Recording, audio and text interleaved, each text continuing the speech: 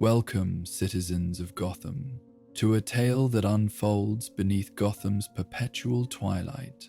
A story not of simple villainy, but of transformation, ambition, and the price of seeking respect in a world that judges first by appearance.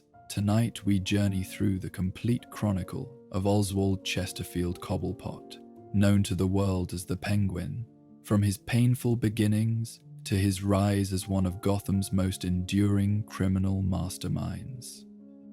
As you settle into your comfortable sanctuary, let the gentle rhythm of this narrative carry you through the fog-shrouded streets of Gotham, where umbrellas cast shadows like wings, and where the line between gentleman and monster grows thin in the gaslight. This is a tale of wounded pride transformed into ruthless ambition, of childhood trauma crystallized into adult methodology, of how society's cruelest rejections can forge the hardest heart. Close your eyes and breathe slowly as we explore not just the crimes of a master criminal, but the psychology of someone who refused to let the world's mockery define his limitations.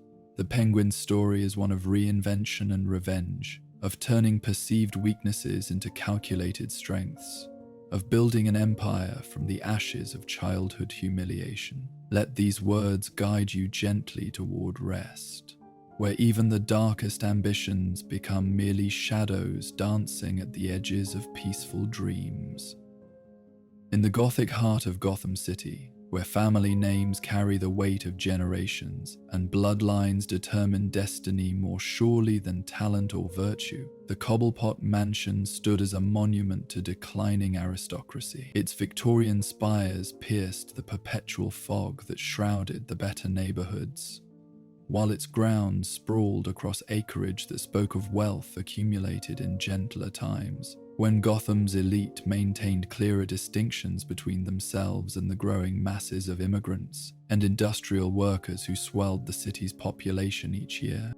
The Cobblepot family traced its lineage back to Gotham's founding fathers, though their fortune had been built on enterprises that polite society preferred not to examine too closely.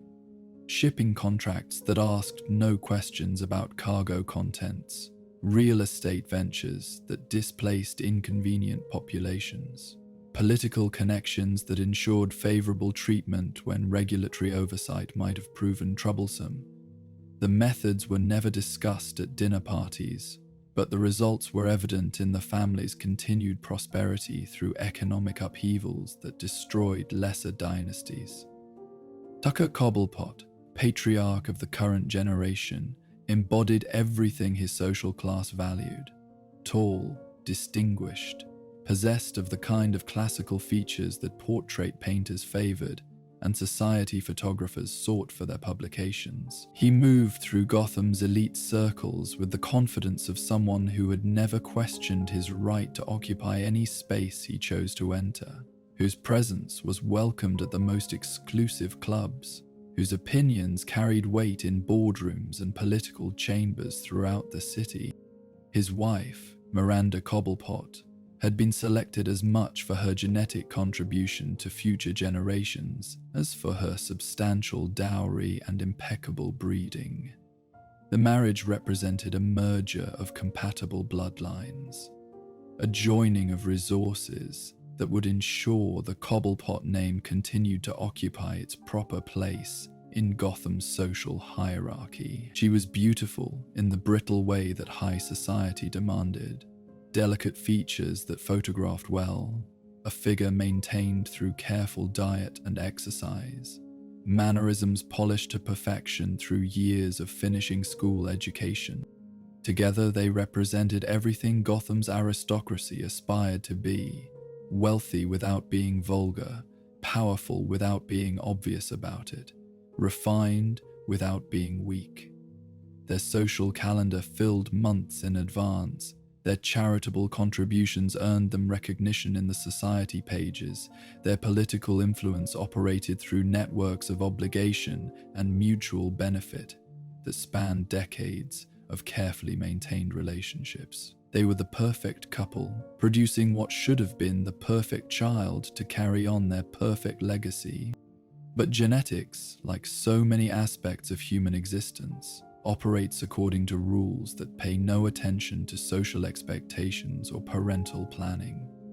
The child born to Tucker and Miranda Cobblepot on a grey October morning bore little resemblance to either parent, displaying instead a collection of physical characteristics that seemed designed by some cosmic joke to undermine everything his lineage should have guaranteed him.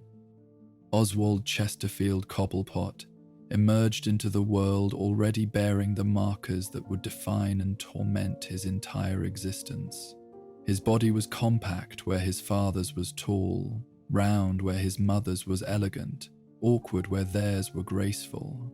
His nose, prominent even in infancy, would grow into the distinctive beak-like feature that made strangers think immediately of aquatic birds. His waddling gait, evident from his first attempts at walking, suggested something fundamentally different about his physical relationship to the world around him. But perhaps most significantly, young Oswald displayed from his earliest years an intelligence that was both precocious and unsettling.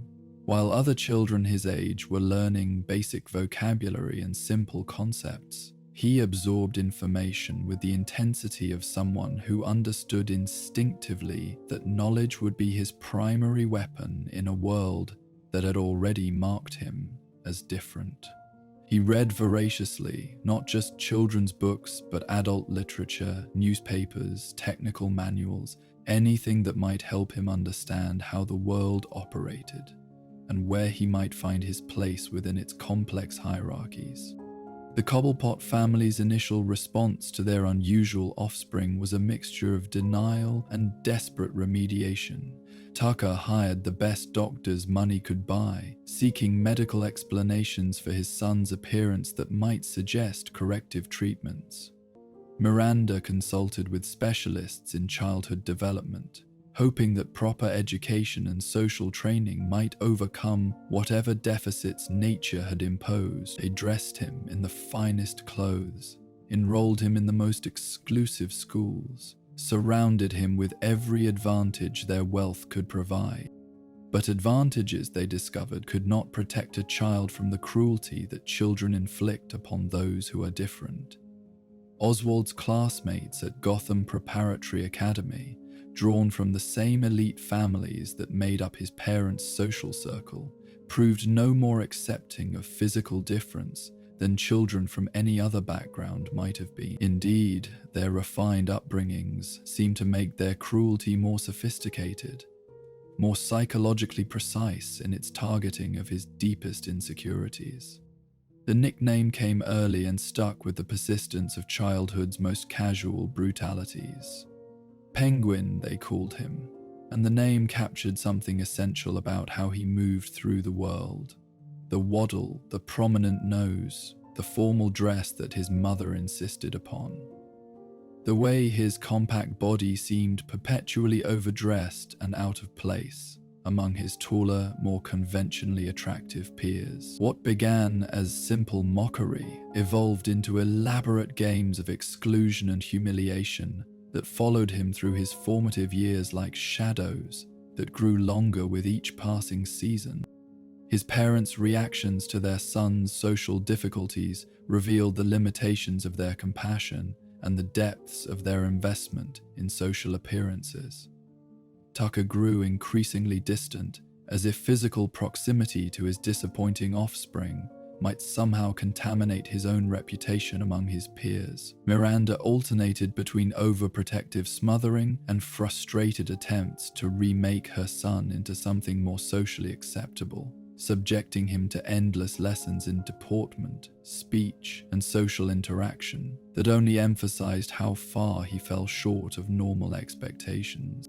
The family's social circle began to shift subtly, as friends and acquaintances found reasons to avoid gatherings where they might encounter the Cobblepot child. Invitations became less frequent, dinner parties smaller and more carefully curated, charitable events attended separately rather than as a family unit. The message was never spoken aloud, but it penetrated young Oswald's consciousness with devastating clarity. He was an embarrassment, a liability, a stain on the family reputation that had to be managed and contained rather than celebrated and displayed. School became his primary laboratory for understanding how social hierarchies operated and how power was distributed among those who possessed it. He learned to read the subtle signs that indicated who was truly important versus who merely appeared to be, who made decisions versus who simply executed them, who commanded genuine respect versus who received only hollow deference. These lessons in social dynamics would prove far more valuable than any academic curriculum, providing him with insights into human nature that would serve him throughout his criminal career.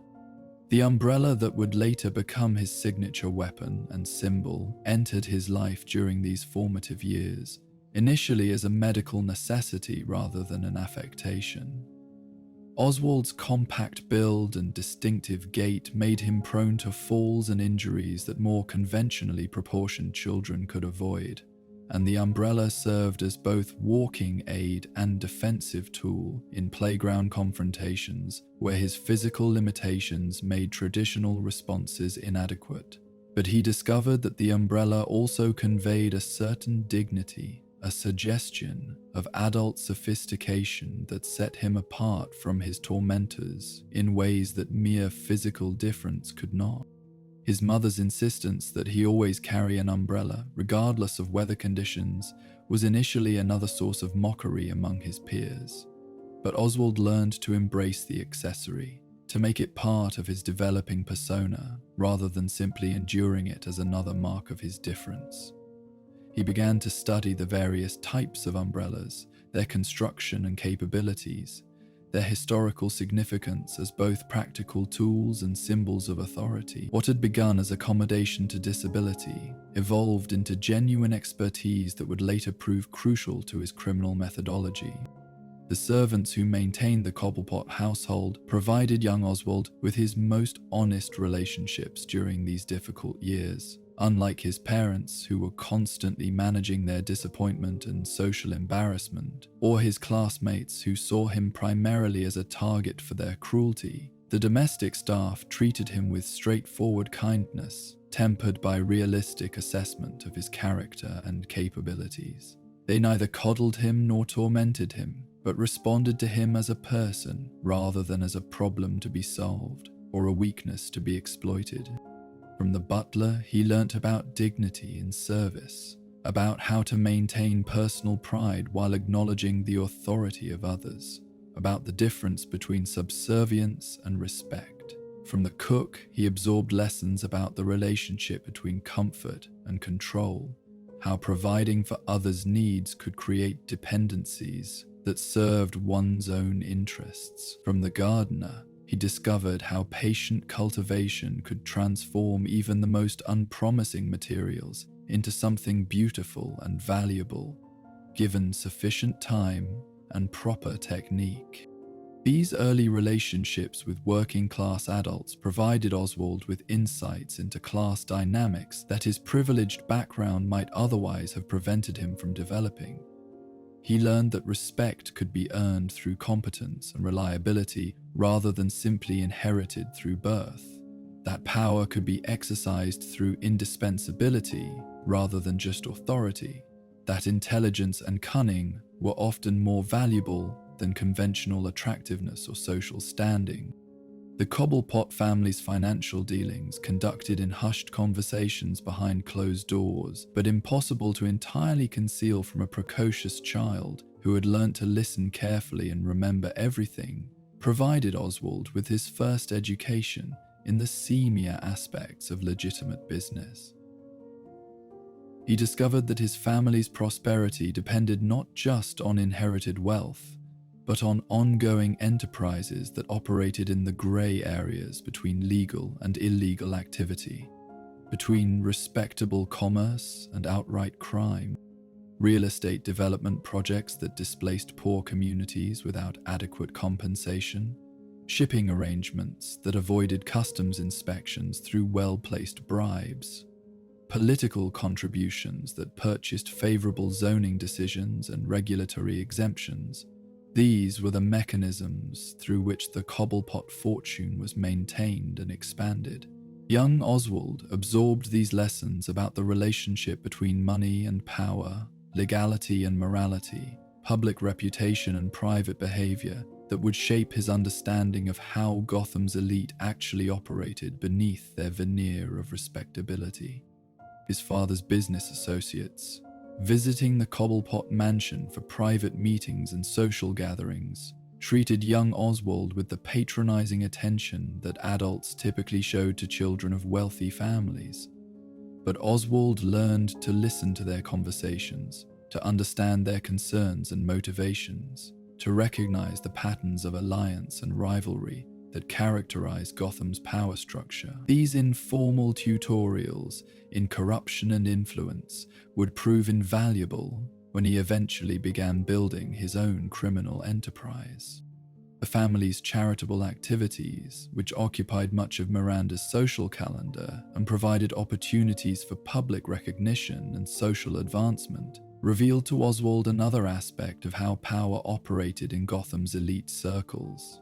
Charity work was less about helping those in need than about maintaining social position, creating networks of mutual obligation, and demonstrating the kind of civic engagement that deflected criticism of how wealth was actually acquired and maintained.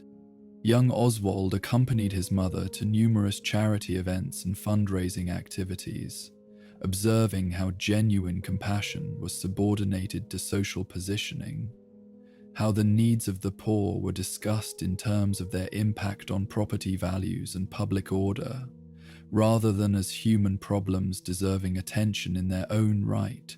These experiences taught him that morality was largely performative among Gotham's elite, a tool for managing public perception rather than a guide for actual behavior. The progressive education movement that was fashionable among Gotham's wealthy families during Oswald's childhood emphasized individual development and creative expression over traditional discipline and rote learning. This approach proved particularly beneficial for a child whose intelligence operated in unconventional ways and whose physical limitations made standard classroom activities challenging.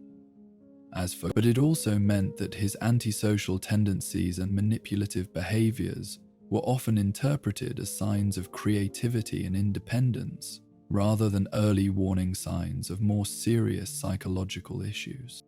His teachers, committed to nurturing each child's unique potential, failed to recognize that young Oswald's creativity often involved finding new ways to torment his classmates, that his independence manifested as contempt for authority and social convention, that his intellectual precocity was being channeled into understanding how to exploit others' weaknesses and insecurities. The permissive educational environment allowed his more troubling characteristics to develop unchecked, while providing him with sophisticated vocabulary for justifying and concealing his motivations. The Cobblepot family library, one of the largest private collections in Gotham, became young Oswald's primary refuge from the social humiliations of his daily life. He spent hours reading not just fiction and poetry, but books on history, biography, military strategy, and criminal psychology that most children his age would have found incomprehensible. He was particularly drawn to accounts of historical figures who had overcome physical limitations or social disadvantages to achieve power and influence, studying their methods and adapting their strategies to his own circumstances. Napoleon Bonaparte became an early hero, a man of modest physical stature who had conquered most of Europe through superior intelligence and ruthless ambition. Richard III, the hunchbacked king whose physical deformities were said to mirror his moral corruption, provided a template for how apparent weakness could be transformed into strength through cunning and determination. Cesare Borgia demonstrated how strategic cruelty and political manipulation could overcome the disadvantages of illegitimate birth and social opposition. These biographical studies provided young Oswald with role models who suggested that conventional notions of success and failure, strength and weakness, virtue and vice, were far more flexible than most people assumed. If physically unremarkable or even repulsive individuals could achieve greatness through intelligence and determination, then perhaps his own limitations were not as permanent or as defining as they appeared to be. The key was understanding how power actually worked rather than how people pretended it worked. The Cobblepot family's decline began subtly, with small changes that young Oswald noticed even when his parents tried to conceal them. Servants were dismissed for budgetary reasons that were never fully explained. Social gatherings became less frequent and less elaborate. Business meetings took on an increasingly desperate tone as Tucker struggled to maintain the family's position in Gotham's shifting economic landscape. Miranda's charity work continued, but her contributions became smaller, and her influence within the organizations correspondingly diminished. Young Oswald understood instinctively that his family's difficulties were connected to his father's inability to adapt to changing circumstances, to embrace the kind of flexible morality that new economic conditions demanded.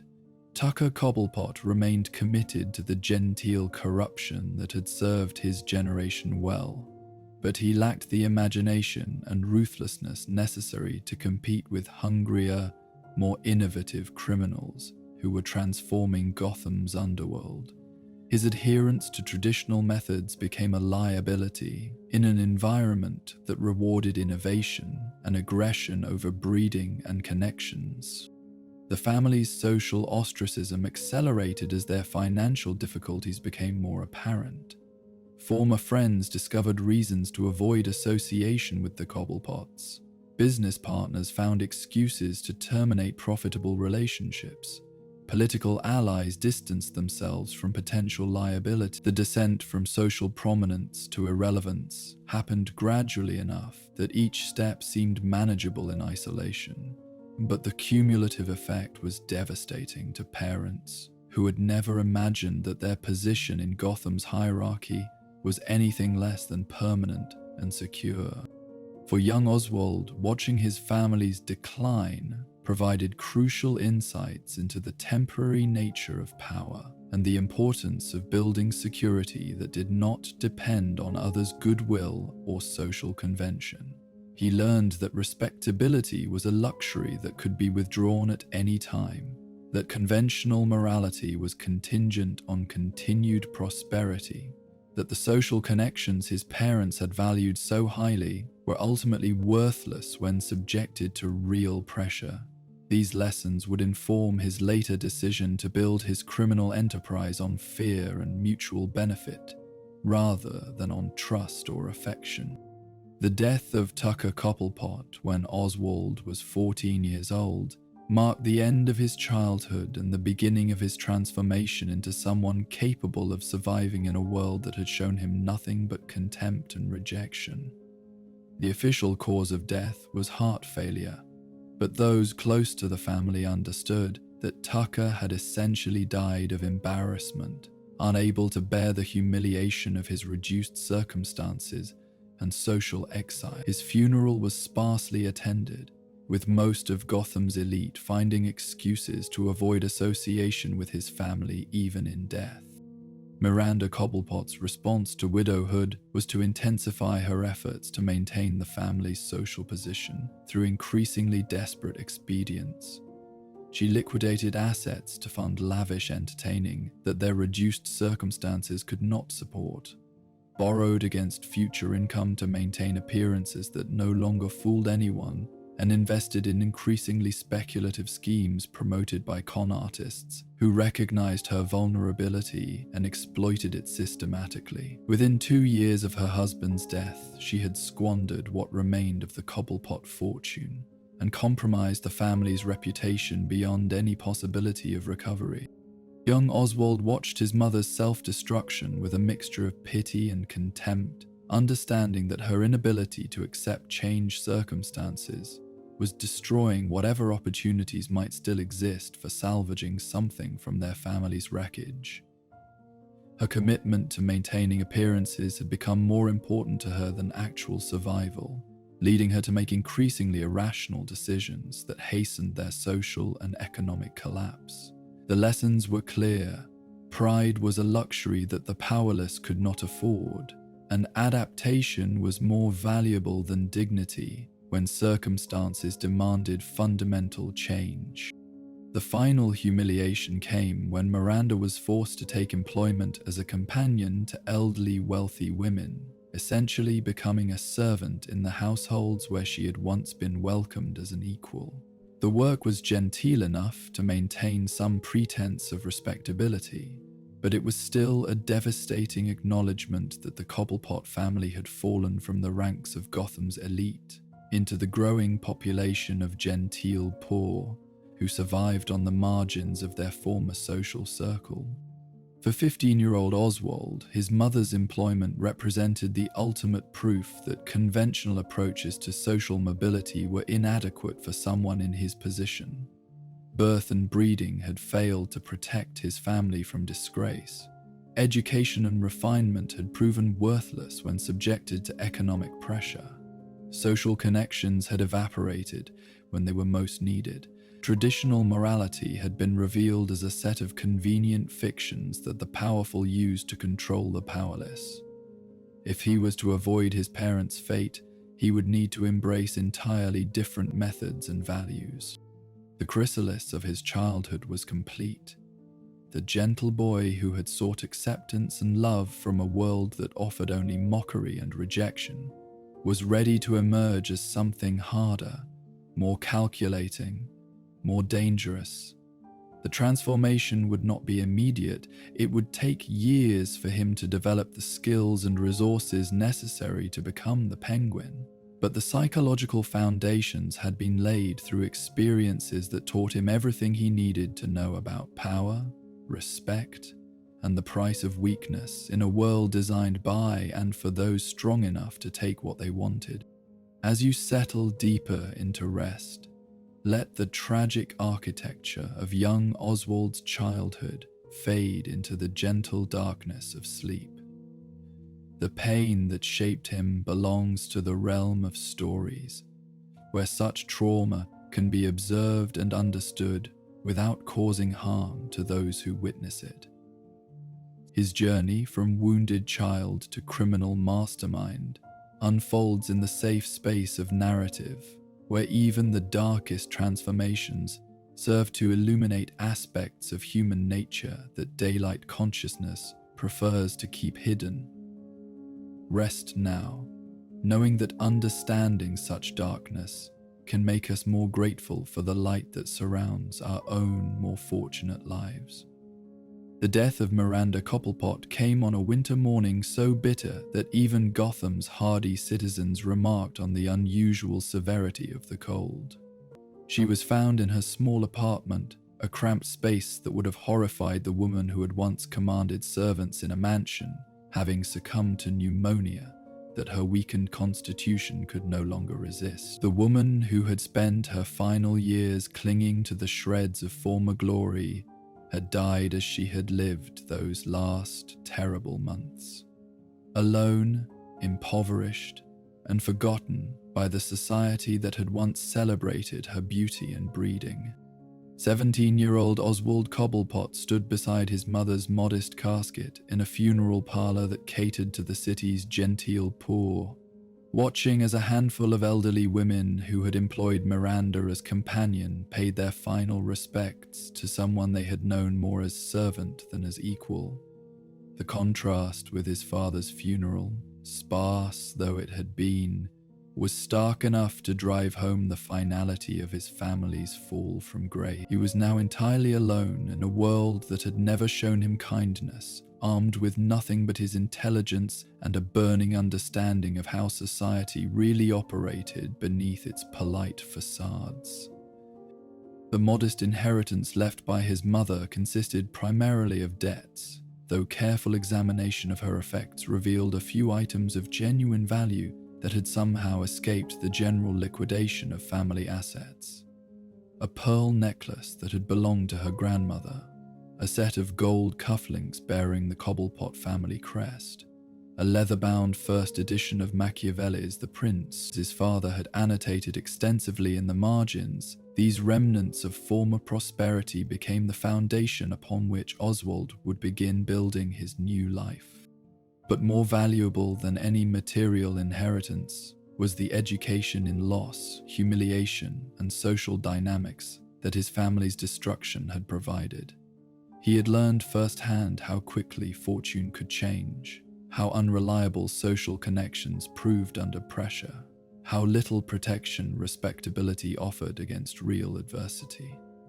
These lessons had stripped away any romantic notions he might have harbored about honor, loyalty, or the fundamental decency of human nature. He understood now that survival required embracing methods that conventional morality condemned, that success demanded willingness to do what others found unthinkable. The rooming house, where Oswald took up residence after his mother's death, was located in the Bowery, a neighborhood where Gotham's failed aristocrats mingled with ambitious immigrants, where former fortunes rubbed shoulders with emerging enterprises, where the city's rigid class boundaries became fluid enough for someone clever to navigate between them. His fellow residents included a Russian count whose family had fled the revolution with nothing but their titles, a former railroad executive whose embezzlement conviction had cost him everything but his expertise in transportation logistics, and a variety of con artists, gamblers, and confidence men who had chosen the Bowery as their base of operations. This environment provided Oswald with his first real education in practical criminality, as opposed to the theoretical corruption he had observed among his father's associates. His neighbors were professionals who had made careers out of exploiting others' weaknesses and desires, who understood that success in their chosen fields required constant adaptation to changing circumstances and opportunities. They recognized intelligence when they encountered it, and young Oswald's obvious brilliance combined with his obvious desperation made him an attractive candidate for recruitment into their various schemes. But Oswald was too cautious and too ambitious to become merely another foot soldier in someone else's organization. Instead, he studied his neighbors' methods, absorbing their techniques while avoiding commitment to any particular mentor or group. He learned about confidence games from the Russian count, who had perfected the art of trading on aristocratic bearing to separate American nouveau riche from their money. He absorbed lessons in logistics and organization from the disgraced railroad executive, who had retained his understanding of how to move goods and people efficiently, despite his personal disgrace. Most importantly, he observed how each of these men had failed to achieve lasting success, identifying the weaknesses in their approaches that he would need to avoid in his own career. The umbrella that had been his childhood crutch and symbol of difference evolved during this period into something more purposeful and sophisticated. Oswald began studying the history and technology of umbrellas with the same intensity he had once brought to biographical studies of historical figures. He learned about their construction and capabilities, their potential for modification and weaponization, their symbolic significance across different cultures and time periods. What had begun as accommodation to physical limitation gradually became expertise in a specialized field that few others bothered to understand. His first criminal enterprise was characteristically subtle and psychological rather than violent or dramatic. Using connections made through his mother's former employers, Oswald gained access to Gotham's charity circuit, where wealthy women competed for social recognition through increasingly elaborate displays of philanthropy. His strategy involved identifying donors whose charitable giving exceeded their actual resources, then offering discreet financial assistance that gradually evolved into manipulation and control. The psychological sophistication of this approach reflected lessons learned during his painful childhood. Oswald understood that people who appeared powerful often harbored deep insecurities that could be exploited by someone perceptive enough to identify and target them. The society women who had once dismissed him as an embarrassment to his family proved surprisingly vulnerable to manipulation by someone who understood their fears about social position, their anxieties about aging and irrelevance, their desperate need for recognition and respect from their peers. His method involved becoming indispensable rather than threatening, helpful rather than demanding. He would identify women whose charitable contributions were straining their resources, then approach them with offers of assistance that seemed to come from genuine concern for their welfare rather than self-interest. Gradually, these relationships evolved into dependencies that Oswald could exploit for financial gain and social access, creating a network of obligations and mutual benefit that served as the foundation for more ambitious criminal enterprises. The success of these early schemes provided Oswald with crucial insights into the psychology of power and influence in Gotham's elite circles. He discovered that many of the people who appeared most confident and secure were actually desperate for validation and approval, that social position among the wealthy was often more precarious than it appeared from the outside, that reputation and appearances were more valuable than actual assets to many of the people who seemed most successful. These insights would inform his later development of criminal enterprises that targeted psychological rather than physical vulnerabilities. His first major score came through careful exploitation of Mrs. Millicent Vanderburg, a widow whose pharmaceutical fortune had been built on patent medicines of questionable efficacy.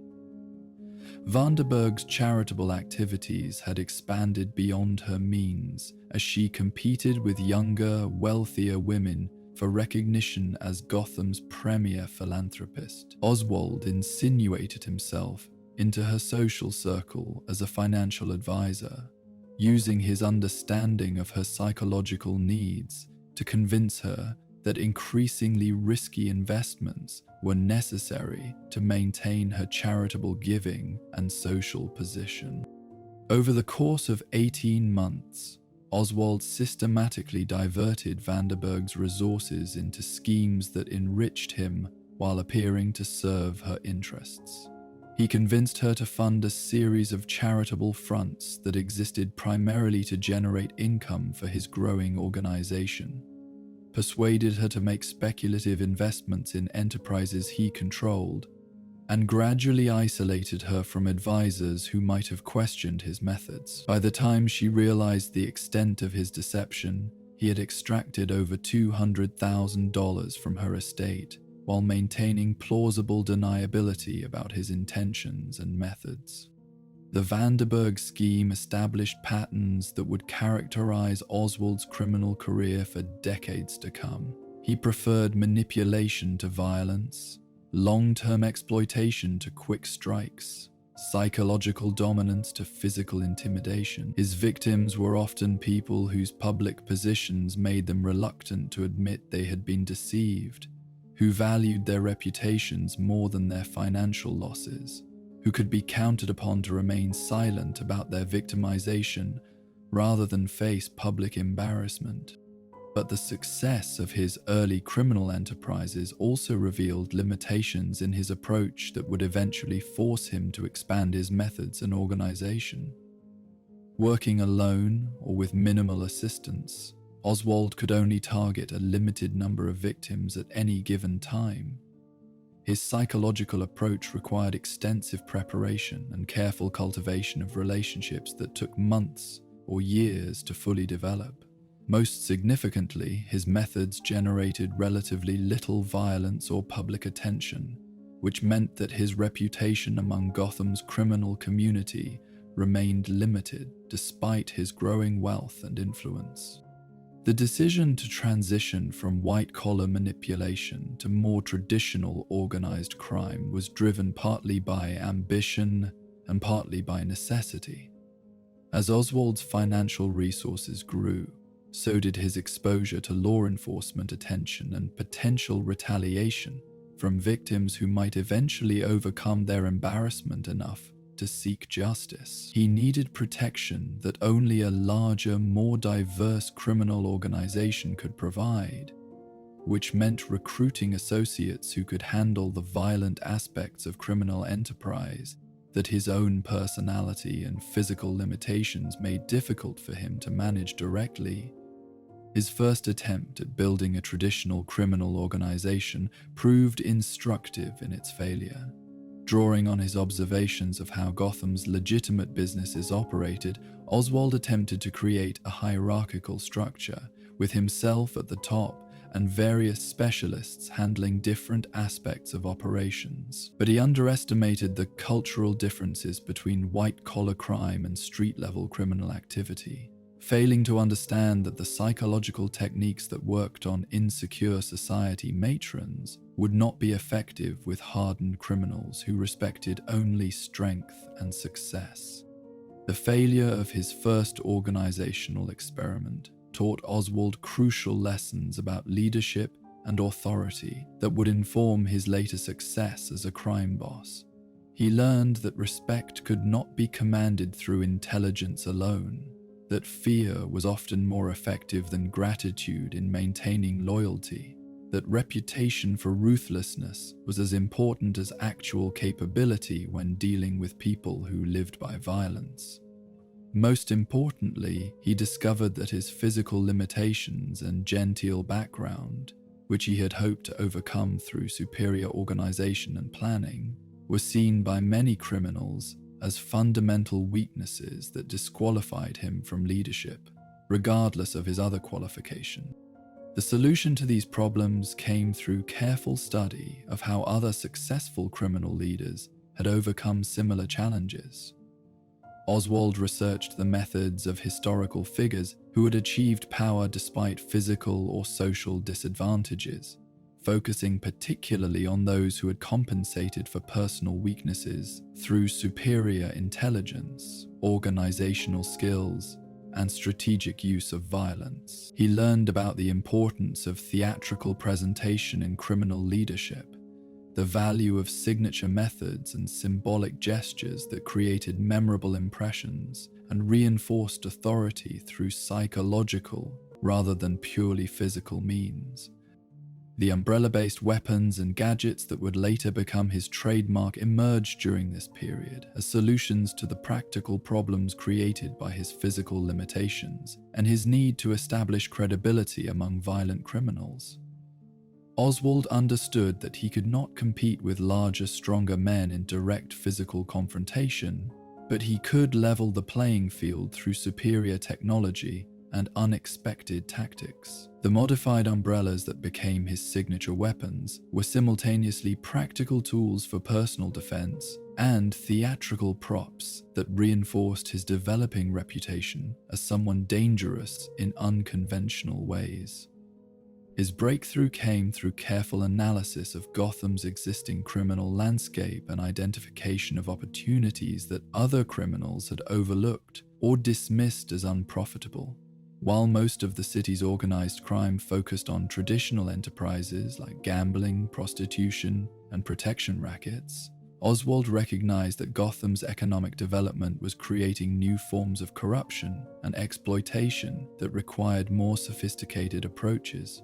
The key was understanding how legitimate business and illegal activity intersected in ways that created opportunities for someone with both criminal skills and genuine business acumen. The Iceberg Lounge, which would later become his primary base of operations, began as a simple investment in Gotham's entertainment district. Oswald recognized that nightclubs and restaurants could serve multiple functions within a criminal organization.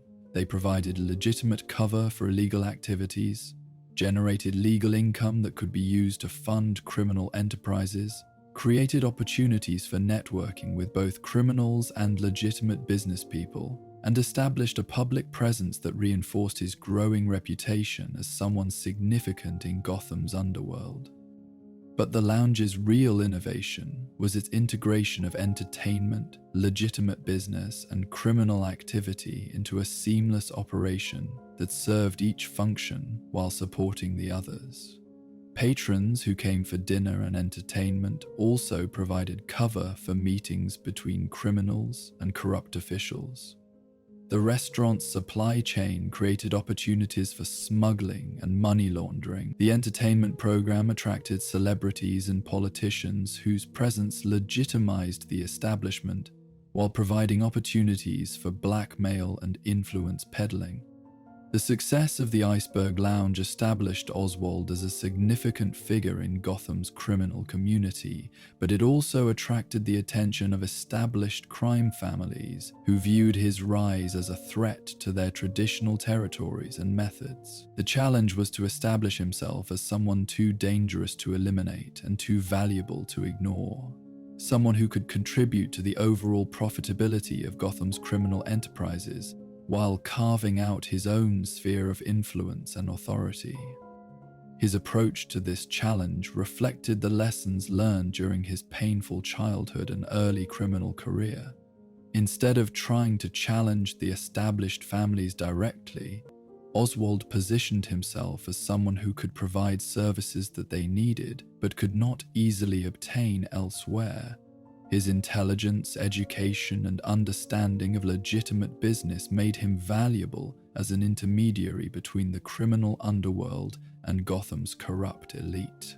His technological innovations and unconventional methods provided capabilities that complemented rather than competed with traditional criminal approaches.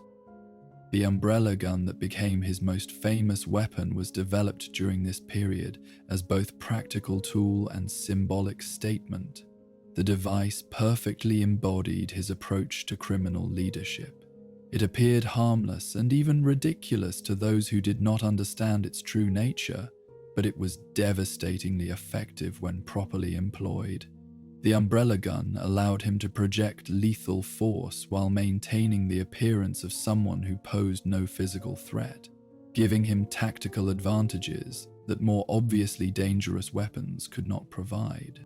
More importantly, the umbrella gun served as a signature that distinguished his crimes from those of other criminals, creating a brand identity that reinforced his growing reputation for intelligence, innovation, and unpredictability. Each successful use of the weapon generated publicity that enhanced his status within the criminal community, while warning potential enemies that conventional approaches to dealing with him might prove inadequate. The development of his criminal organization during this period reflected his understanding that sustainable success required building institutions that could survive and prosper regardless of individual personnel changes. Unlike many criminal leaders who maintained control through personal charisma or intimidation, Oswald created systems and procedures that could function even when he was absent or incapacitated. His organization was designed to be resilient, adaptable, and profitable, capable of surviving law enforcement pressure and internal conflicts that had destroyed other criminal enterprises. But the most significant aspect of Oswald's evolution during this period was his psychological transformation from wounded victim to ruthless predator. The pain and humiliation of his childhood had created someone capable of inflicting similar suffering on others without remorse or hesitation. The social rejection he had experienced taught him to identify and exploit the insecurities that made others vulnerable to manipulation and control. The lessons in powerlessness he had absorbed were converted into expertise in exercising power over those weaker than himself. By his 25th birthday, Oswald Cobblepot had successfully transformed himself from an impoverished, physically limited young man with no prospects into one of Gotham's rising crime bosses. The Penguin persona was still evolving, not yet the fully realized criminal mastermind he would later become, but the essential elements were in place: the intelligence, the ruthlessness, the organizational skills, and most importantly, the unshakable determination to never again be vulnerable to the kind of rejection and humiliation that had defined his youth. The boy who had been mocked as Penguin in the playgrounds of Gotham Preparatory Academy had embraced the name and made it into something that inspired fear rather than laughter, respect rather than contempt. The umbrella that had once marked him as different and weak had become a symbol of danger and innovation. The physical limitations that had made him an object of mockery had been compensated for through superior intelligence and careful planning. The social rejection that had once devastated him had become the foundation for a worldview that valued results over relationships, power over popularity, fear over affection. As sleep approaches, let the transformation of young Oswald from victim to villain fade into the gentle darkness of rest. His journey from pain to power, from weakness to ruthlessness, from humiliation to respect, represents one possible response to life's cruelties. Not the only response, not necessarily the best response, but one that reveals important truths about how trauma can be transformed into strength, how disadvantage can be converted into advantage, how society's rejections can become the raw material for creating entirely new forms of success. Rest now knowing that understanding such transformations can help us appreciate the choices we make when faced with our own adversities and challenges. The metamorphosis of Oswald Cobblepot into the Penguin was not a sudden transformation, but a gradual crystallization of identity that occurred over several years as he refined his methods, expanded his organization, and established his reputation within Gotham's criminal community. Like a butterfly emerging from its chrysalis, the process was both beautiful and terrible to behold. Beautiful in its completeness and inevitability, terrible in its implications for those who would eventually face the fully realized criminal mastermind he was becoming. The name itself had been weaponized gradually, transformed from childhood taunt into adult brand through careful cultivation of associations and meanings. Where Penguin had once suggested awkwardness and difference, it now evoked images of Antarctic survival, of creatures that appeared comical on land but were deadly efficient in their natural element, of species that thrived in harsh environments where more conventionally impressive animals could not survive. The nickname that had once been a source of shame became a badge of honor, a declaration that what others saw as weakness was actually strength in disguise. His physical appearance was refined during this period to enhance rather than conceal his distinctive characteristics. Instead of trying to appear more conventionally attractive, Oswald embraced and amplified the features that made him memorable. He cultivated a wardrobe that emphasized formal elegance while accommodating his unusual proportions, favoring tailored suits in rich fabrics that suggested wealth and sophistication, without appearing to try too hard. The prominent nose that had been mocked in childhood was balanced by careful grooming and an imperial bearing that suggested aristocratic breeding rather than genetic misfortune. But most importantly, he developed the distinctive walk that would become his trademark, not the awkward waddle that had once embarrassed him, but a purposeful gait that incorporated his physical limitations into a signature style. The umbrella, always present regardless of weather conditions, became both practical aid and theatrical prop, twirled and manipulated in ways that drew attention to his manual dexterity, while suggesting that this seemingly innocent accessory might serve purposes beyond protection from rain. The Iceberg Lounge had grown from simple restaurant and nightclub into the nerve center of a criminal organization that spanned multiple industries and illegal enterprises. The establishment's success was built on Oswald's understanding that modern criminal enterprises needed to integrate seamlessly with legitimate business. that the most profitable illegal activities were often indistinguishable from legal ones, except for minor technical violations that could be concealed through careful paperwork and strategic bribery.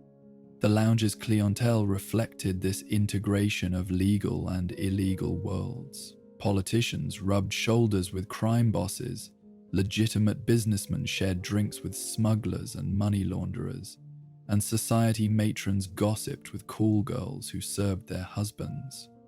This mixing of social classes and moral categories was carefully orchestrated by Oswald, who understood that the most valuable criminal asset was information about who was doing what with whom, and that such information could only be obtained by creating environments where people felt safe enough to let their guards down. His criminal organization during this period was structured more like a modern corporation than a traditional crime family. Instead of relying on ethnic or family connections, Oswald recruited employees based on competence and reliability, creating a meritocracy that attracted talented individuals who might have been excluded from other criminal organizations due to their backgrounds or personal characteristics. This approach generated fierce loyalty among his subordinates, who understood that their advancement depended entirely on their performance, rather than on factors beyond their control. The various enterprises that operated under the Penguin's expanding umbrella reflected his sophisticated understanding of how different forms of illegal activity could support and enhance each other.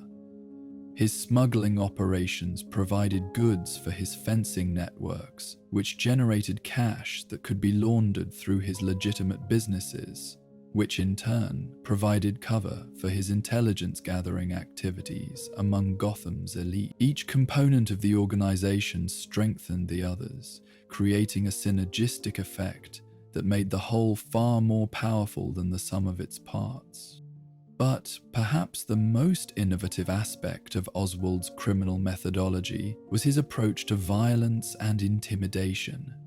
Unlike traditional crime bosses who relied primarily on physical brutality to maintain control, the Penguin developed more sophisticated forms of coercion that were often more effective than conventional threats. His preferred methods involved discovering and exploiting his victims' psychological vulnerabilities, their deepest fears and most cherished secrets, their points of maximum leverage and minimum resistance.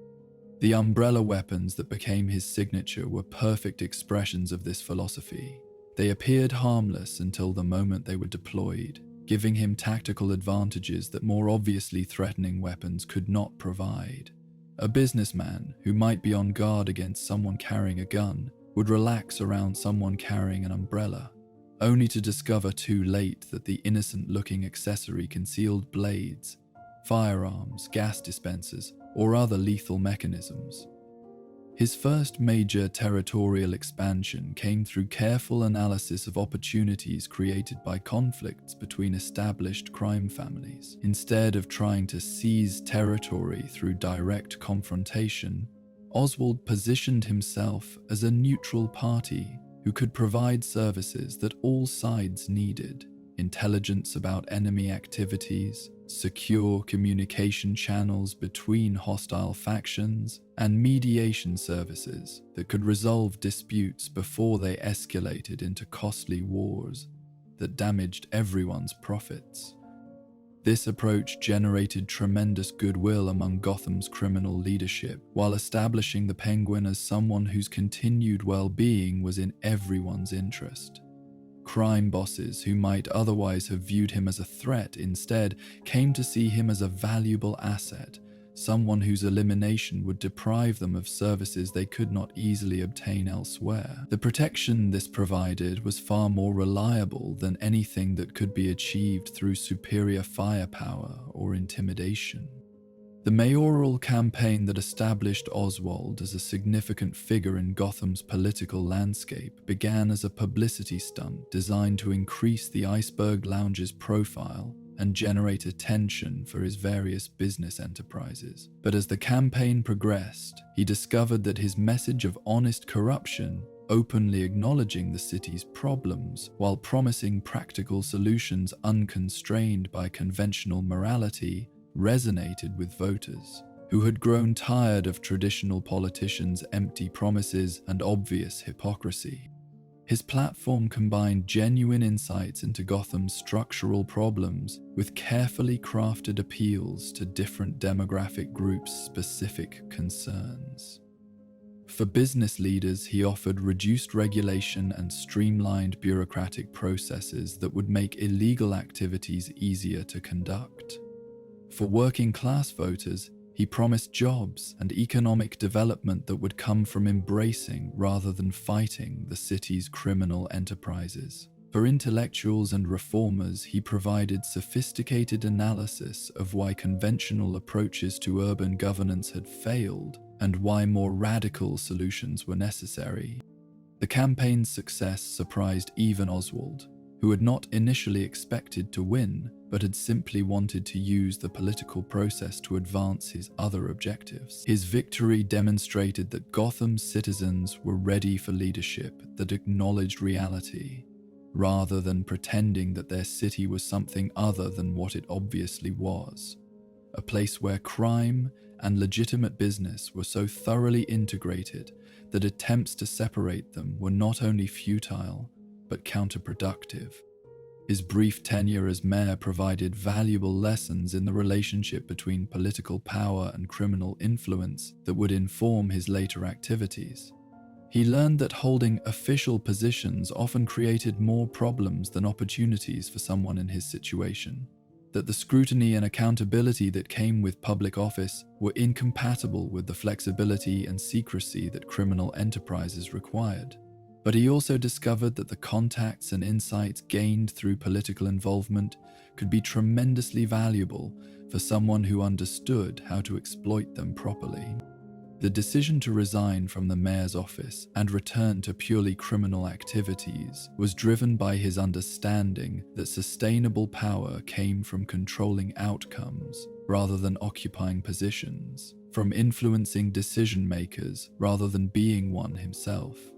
The Penguin could accomplish more as a behind-the-scenes power broker than as a public figure subject to constant media attention and legal scrutiny. His brief political career had served its purpose by establishing his credibility and expanding his network of contacts and obligations.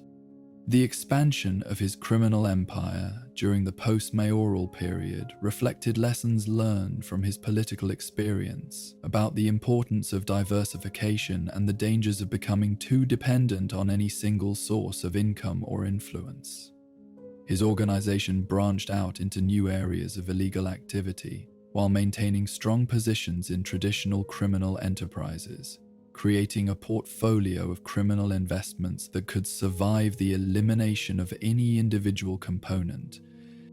His relationship with other members of Gotham's rogues gallery during this period was characterized by a mixture of cooperation and competition that reflected his understanding of how criminal ecosystems operated.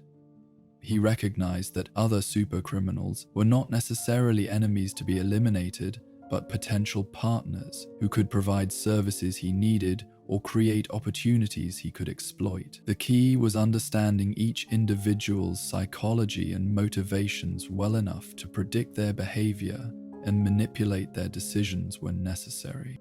The Joker represented a particular challenge for the Penguin's carefully ordered worldview, as someone whose commitment to chaos and meaninglessness made him fundamentally unpredictable and potentially dangerous to any criminal organization that relied on planning and coordination. But Oswald learned to work with the clown prince of crime by accepting that their collaborations would necessarily be temporary and limited, focused on specific objectives that served both their interests without requiring long-term commitment or trust. His relationship with Two-Face was more complex, as Harvey Dent's dual nature created opportunities for both alliance and conflict depending on which personality was dominant at any given moment.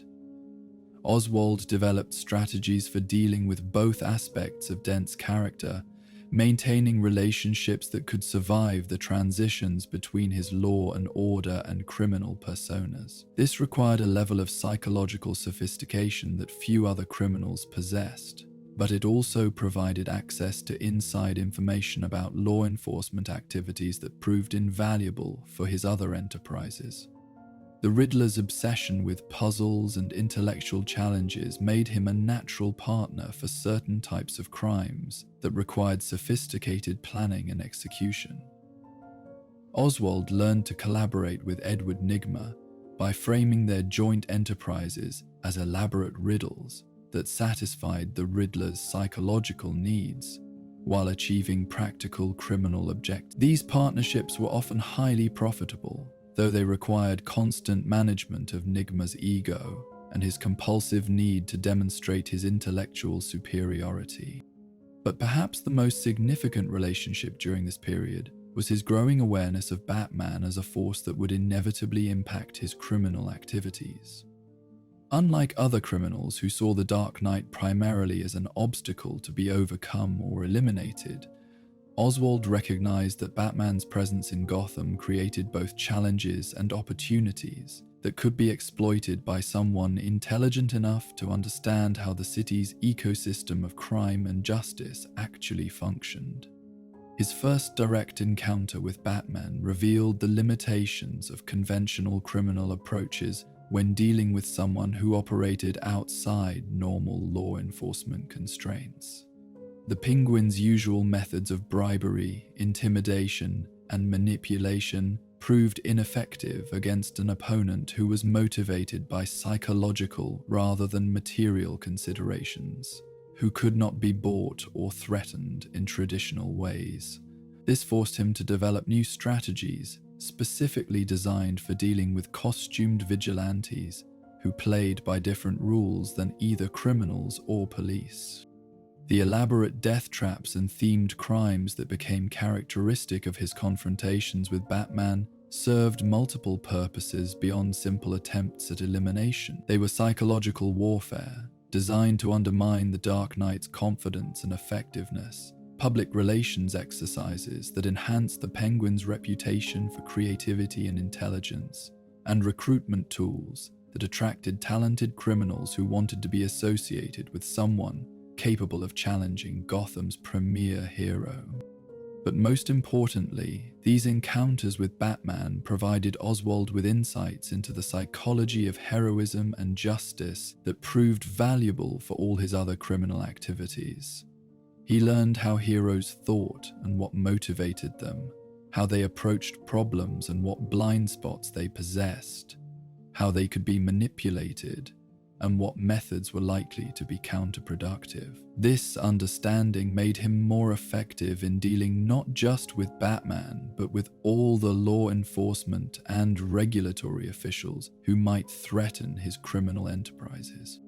The development of his signature weapons and gadgets during this period reflected his growing confidence in his ability to compete with any opponent through superior intelligence and preparation, rather than raw physical capability. The umbrella helicopter that allowed him to escape from rooftops and other confined spaces, the umbrella shield that could deflect bullets and other projectiles, the umbrella sword that provided close combat capabilities despite his physical limitations. All of these innovations demonstrated that technological sophistication could overcome natural disadvantages when properly applied.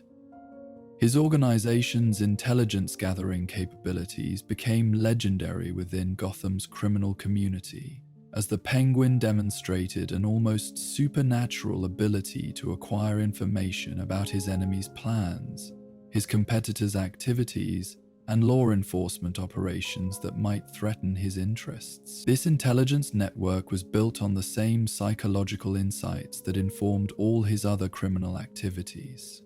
Understanding what people wanted and feared, what they would do to protect themselves and advance their interests, what pressures would make them willing to betray confidences and compromise their principles.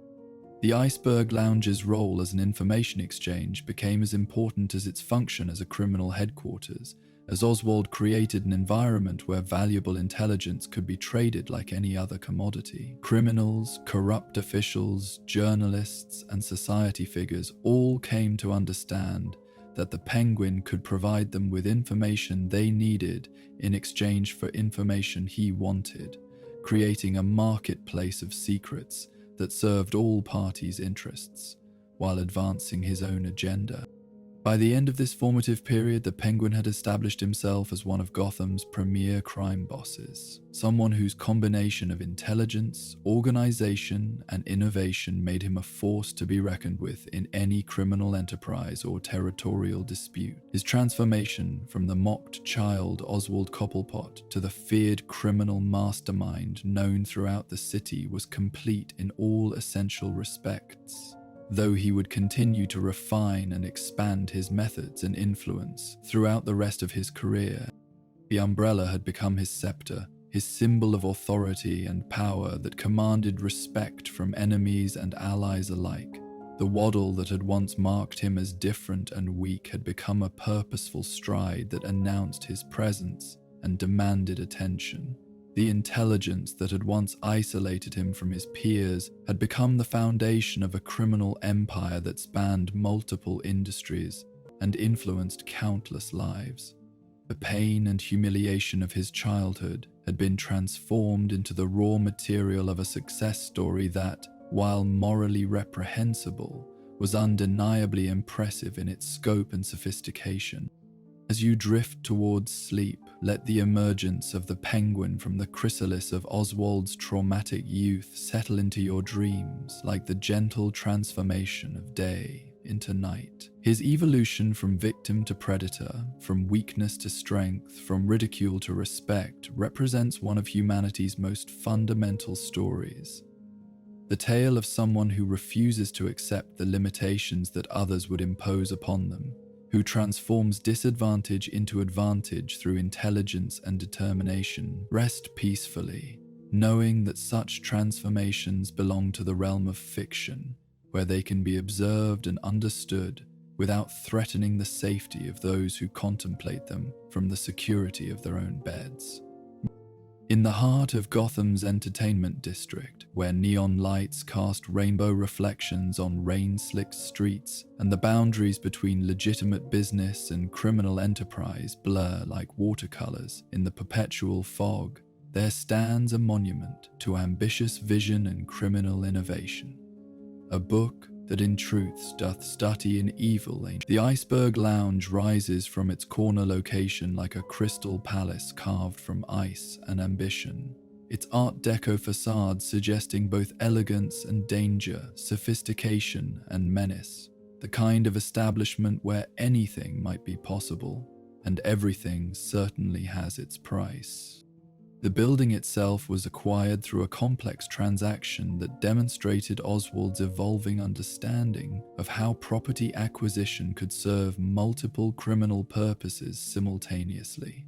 The previous owner, a legitimate businessman whose entertainment ventures had failed due to changing tastes and increased competition, found himself facing bankruptcy and potential prosecution for tax evasion. Oswald's offer to purchase the property came with additional services, legal representation, accounting assistance, and discreet financial arrangements that made the transaction irresistible despite suspicions about the buyer's true intentions and resources. But the real genius of the acquisition lay not in the financial arrangements, but in the way Oswald structured the purchase to create ongoing relationships and obligations that would serve his criminal enterprise for years to come. The former owner became a silent partner in the renovated establishment, providing legitimate business expertise while serving as a frontman for activities that required conventional respectability. The lawyers and accountants who facilitated the transaction were gradually drawn into ongoing relationships that made them valuable assets for future criminal enterprises. Even the city officials, who approved permits and licenses, found themselves compromised by small favors and considerations that would later prove their value when more significant assistance was required. The renovation of the space reflected Oswald's sophisticated understanding of how environment shapes behavior and perception. The main dining room was designed to suggest both exclusivity and accessibility, elegant enough to attract Gotham's elite while comfortable enough to welcome successful criminals who might feel out of place in more conventionally upscale establishments. The lighting was carefully calculated to be flattering without being dim enough to suggest anything shady was occurring, and the acoustics were engineered to allow private conversation without making other patrons feel excluded or suspicious. The famous iceberg centerpiece that gave the establishment its name served multiple purposes beyond simple decoration. The massive ice sculpture, illuminated from within and constantly refreshed to maintain its crystalline clarity, created a focal point that drew attention while providing cover for discrete activities that required visual distraction. The refrigeration systems needed to maintain the ice sculpture also provided legitimate cover for the additional electrical and mechanical infrastructure that supported the establishment's less obvious functions.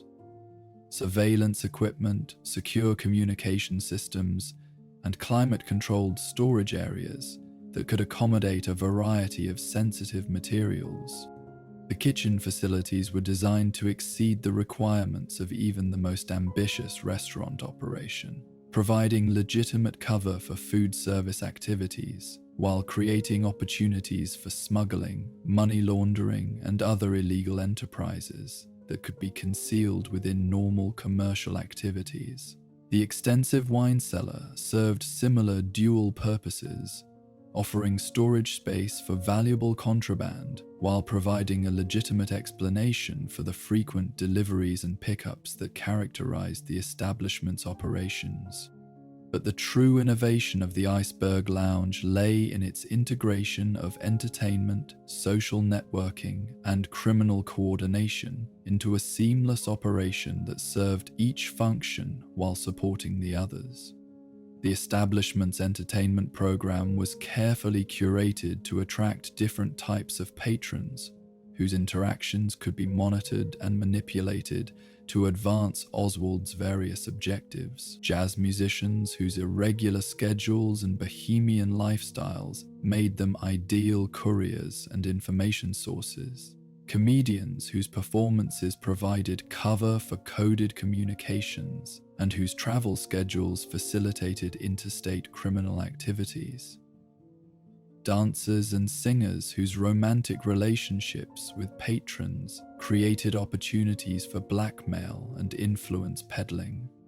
The staff recruitment process reflected Oswald's understanding that successful criminal enterprises required employees whose loyalty was based on genuine self-interest rather than fear or temporary financial incentive. Many of his waiters and bartenders were individuals whose personal circumstances made conventional employment difficult. Former convicts seeking second chances, immigrants with questionable documentation, people fleeing domestic violence or other dangerous situations who needed both employment and protection. These employees understood that their continued well-being depended on the establishment's success and discretion, creating a level of loyalty and commitment that mere wages could never purchase. The lounge's membership system was perhaps its most sophisticated innovation, creating a tiered structure that provided different levels of access and privilege, while generating detailed intelligence about patrons' activities, associations, and vulnerabilities. Basic membership was available to anyone who could afford the modest fees and meet minimal background requirements, providing access to dining and entertainment facilities while creating opportunities for observation and evaluation. Higher levels of membership required personal recommendation and more extensive vetting, but provided access to private dining rooms, special events, and other services that were not available to general patrons. The highest level of membership was by invitation only, reserved for individuals who were either valuable allies in Oswald's criminal enterprises or important targets for future manipulation and exploitation. These elite members enjoyed unprecedented access to the establishment's facilities and services, but they also subjected themselves to the most intensive surveillance and intelligence-gathering activities. Every conversation was monitored, every association noted, every vulnerability catalogued for potential future use. The establishment's legitimate business activities were carefully structured to generate sufficient revenue and public recognition to provide cover for its illegal functions, while avoiding the kind of spectacular success that might attract unwanted attention from tax authorities or business competitors. The restaurant consistently received positive reviews from food critics, but never achieved the kind of celebrity status that would make it a regular target for investigative journalism. The entertainment program attracted respectable audiences without becoming so popular that it would be difficult to control access and monitor activities. The money laundering operations that ran parallel to the legitimate business were integrated so seamlessly into normal commercial activities that they were virtually undetectable without access to detailed financial records and sophisticated forensic accounting techniques. Cash from various illegal enterprises was fed into the establishment's revenue stream through a variety of mechanisms. Inflated receipts for catering services that were never actually provided, payments for private events that never occurred, purchases of expensive wines and spirits that were immediately resold at market prices to generate clean money. The intelligence-gathering capabilities that the lounge provided were perhaps its most valuable asset for Oswald's expanding criminal empire. The establishment's social atmosphere encouraged patrons to discuss business dealings, personal relationships, and political activities with less discretion than they might exercise in more obviously professional environments. The alcohol service that was central to the establishment's operation further loosened tongues and lowered inhibitions, creating opportunities for information collection that more formal surveillance methods could never achieve. The surveillance systems that monitored all areas of the establishment were state-of-the-art for their time, incorporating both obvious security cameras that reassured patrons about their safety and concealed recording devices that captured conversations and activities that participants believed were private. The information gathered through these systems was carefully catalogued and cross-referenced, creating detailed profiles of regular patrons that could be used for blackmail, manipulation, or strategic intelligence purposes. But the most sophisticated aspect of the lounge's intelligence operations was the human element, the careful cultivation of relationships and dependencies that made patrons willing to share information voluntarily rather than having it extracted through coercion or surveillance. Oswald understood that people were more likely to reveal valuable information when they felt they were engaging in mutually beneficial relationships rather than being exploited, so he invested considerable effort in making patrons feel that their association with the establishment enhanced rather than compromised their social and professional standing. The private dining rooms that were available to higher-level members served multiple functions beyond simple food service. They provided secure venues for criminal meetings that required absolute privacy, neutral ground where hostile parties could negotiate without fear of ambush or betrayal, and comfortable settings where complex illegal transactions could be conducted with the kind of sophistication and attention to detail that such enterprises often required. The rooms were equipped with the latest security technology and staffed by personnel whose loyalty and discretion had been thoroughly tested through years of faithful service. The establishment's catering services provided legitimate cover for activities that extended far beyond the physical boundaries of the building itself. Private parties and corporate events catered by the lounge's staff created opportunities for intelligence gathering, relationship building, and discreet criminal coordination that would have been impossible to achieve through more obvious means. The catering vehicles that transported food and equipment to various locations throughout Gotham also served as ideal cover for smuggling operations and other illegal transportation activities. The lounge's wine collection, which became legendary among Gotham's connoisseurs, served purposes that went far beyond simple beverage service.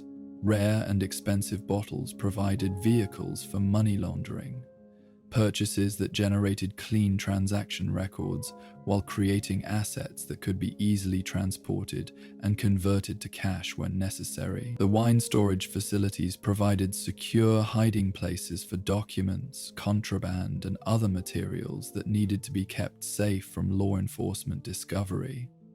The wine purchasing trips that took Oswald to various domestic and international locations created legitimate cover for criminal coordination activities that required face-to-face meetings with associates in other cities and countries. The establishment's relationship with Gotham's media was carefully cultivated to ensure positive coverage while minimizing investigative attention that might compromise its illegal activities. The lounge regularly hosted events for journalists, provided interview opportunities for celebrities and politicians who frequented the establishment, and advertised extensively in publications whose editorial policies could be influenced through economic pressure. This media strategy created a public image of the establishment as a sophisticated entertainment venue, while deflecting attention from its less obvious functions. The political figures who became regular patrons of the lounge provided Oswald with invaluable intelligence about upcoming legislation, regulatory changes, and law enforcement activities that might impact his criminal enterprises. These relationships were cultivated through a combination of excellent service, discreet favors, and carefully applied social pressure that made the politicians feel both welcome and obligated. The information gathered through these relationships often proved more valuable than anything that could be obtained through traditional criminal intelligence methods. The law enforcement officers who frequented the establishment presented both opportunities and challenges for Oswald's operations. Off-duty police officers and federal agents who enjoyed the lounge's atmosphere and services could provide early warning about investigations and raids, but they also represented potential security threats if they became suspicious about the establishment's true nature. Oswald learned to manage these relationships carefully, providing enough legitimate value to justify their presence, while ensuring that they never gained access to information or areas that might compromise the illegal activities that were the establishment's real reason for existence. The establishment's success in attracting members of Gotham's social elite created opportunities for blackmail and influence peddling that proved invaluable for Oswald's various criminal enterprises. Society matrons whose charitable activities provided cover for tax evasion schemes, business leaders whose legitimate enterprises were connected to illegal activities, politicians whose public positions conflicted with their private behavior. All of these individuals found themselves in compromising situations that Oswald could exploit when necessary to advance his criminal agenda. The lounge's role as a neutral meeting ground for different criminal organizations provided Oswald with unique insights into the activities and plans of potential competitors and allies.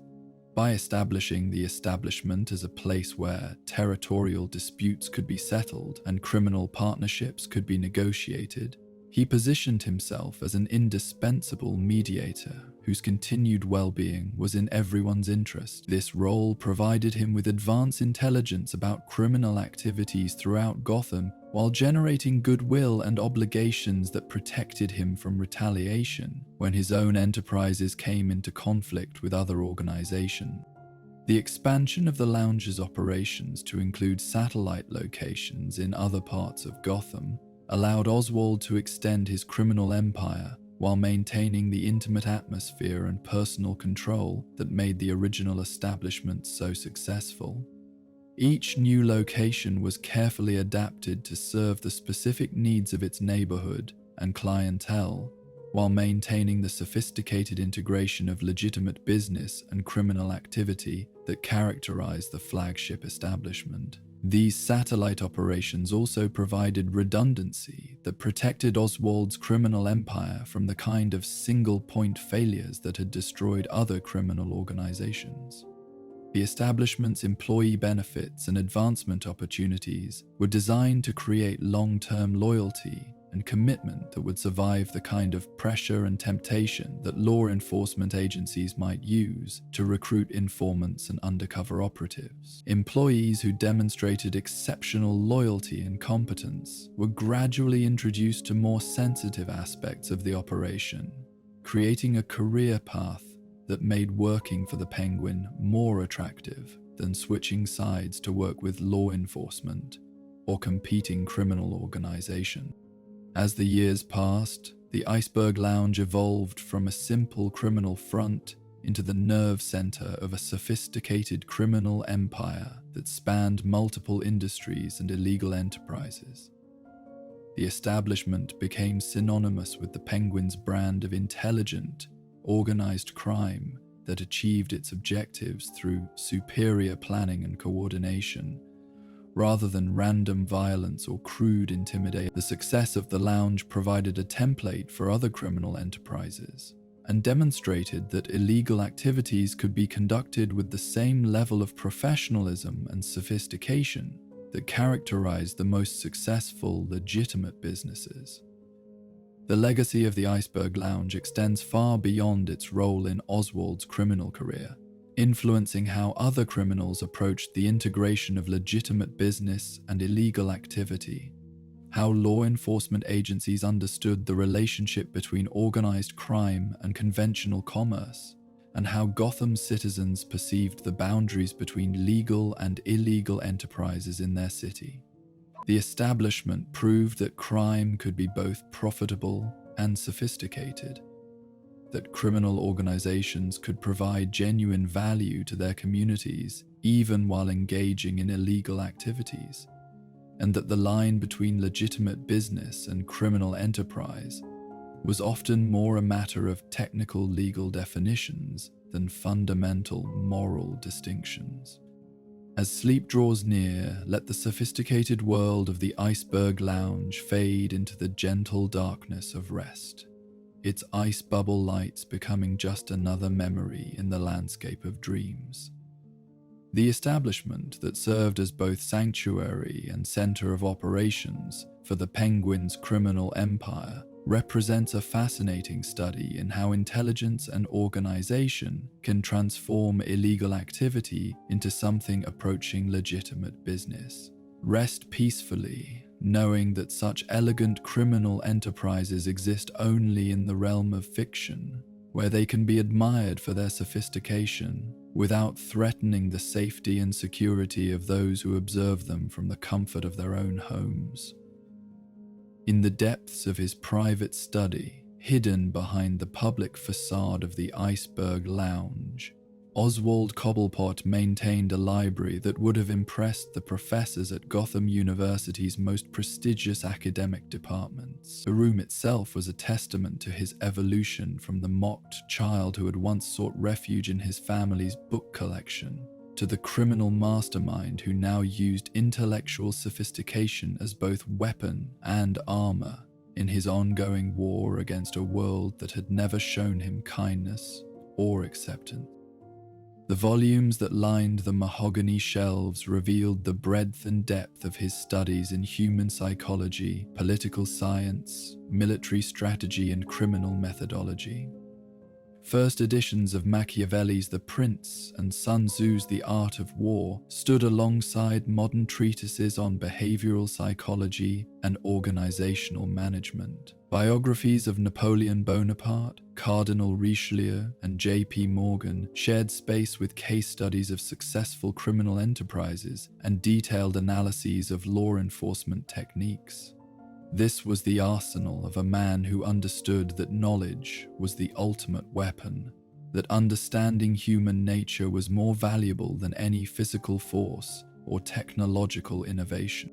The philosophy that emerged from these studies was both sophisticated and ruthlessly practical, a worldview that acknowledged the harsh realities of human nature while providing frameworks for exploiting those realities to achieve personal objectives. Oswald had learned through painful experience that the world was divided into those who exercised power and those who submitted to it, that respect was something that could only be taken rather than earned through conventional means, that the moral principles that society claimed to value were merely tools used by the strong to control the weak. But his approach to power was more nuanced than simple domination or crude intimidation. The Penguin understood that sustainable authority required creating systems where those under his control had genuine reasons to maintain their loyalty and obedience, that fear alone was insufficient to maintain complex criminal enterprises over extended periods of time. His criminal organization was structured to provide real benefits to its members: protection, profitable opportunities, advancement based on merit, and the kind of respect and recognition that many of them had never received from conventional society. The recruitment strategies he employed reflected this understanding of human psychology and motivation. Rather than simply hiring muscle and enforcing compliance through violence, Oswald sought out individuals whose personal circumstances made them natural allies in his war against conventional social order. Ex-convicts who had been permanently excluded from legitimate employment opportunities, immigrants whose language barriers and cultural differences made them vulnerable to exploitation by others, intellectuals whose unconventional ideas had made them outcasts from academic and professional communities. All of these individuals found in the Penguin's organization something they could not obtain elsewhere: a chance to use their abilities productively while receiving genuine appreciation for their contributions. His approach to violence was particularly sophisticated, reflecting lessons learned from studying both successful military leaders and effective criminal organizations throughout history. The Penguin understood that violence was most effective when it was surgical rather than random, targeted rather than indiscriminate, meaningful rather than arbitrary. Every act of aggression carried a message that was carefully crafted to achieve specific psychological effects on specific audiences. His enemies needed to understand that opposing him carried unacceptable costs, but his allies needed to feel confident that their loyalty would protect them from similar treatment. The umbrella weapons that became his trademark were perfect expressions of this philosophy. They appeared harmless until the moment they were deployed, giving him tactical advantages while sending clear messages about his intelligence, creativity, and technological sophistication. Each successful use of these weapons enhanced his reputation for unpredictability and innovation, making potential enemies more cautious about challenging him directly, while demonstrating to potential allies that he possessed capabilities that could be valuable in their own conflicts and enterprises. His understanding of psychology extended beyond simple manipulation and intimidation to encompass more subtle forms of influence and control. The Penguin had learned that people's behavior was largely determined by their perceptions of their own interests and options, that changing those perceptions was often more effective than attempting to coerce compliance through external pressure. His criminal enterprises were structured to make participation seem not just profitable, but inevitable, to create situations where working with him appeared to be the only rational choice available to intelligent individuals who understood their circumstances clearly. The intelligence-gathering capabilities that he developed were based on insights into human nature that would have impressed professional psychologists and psychiatrists.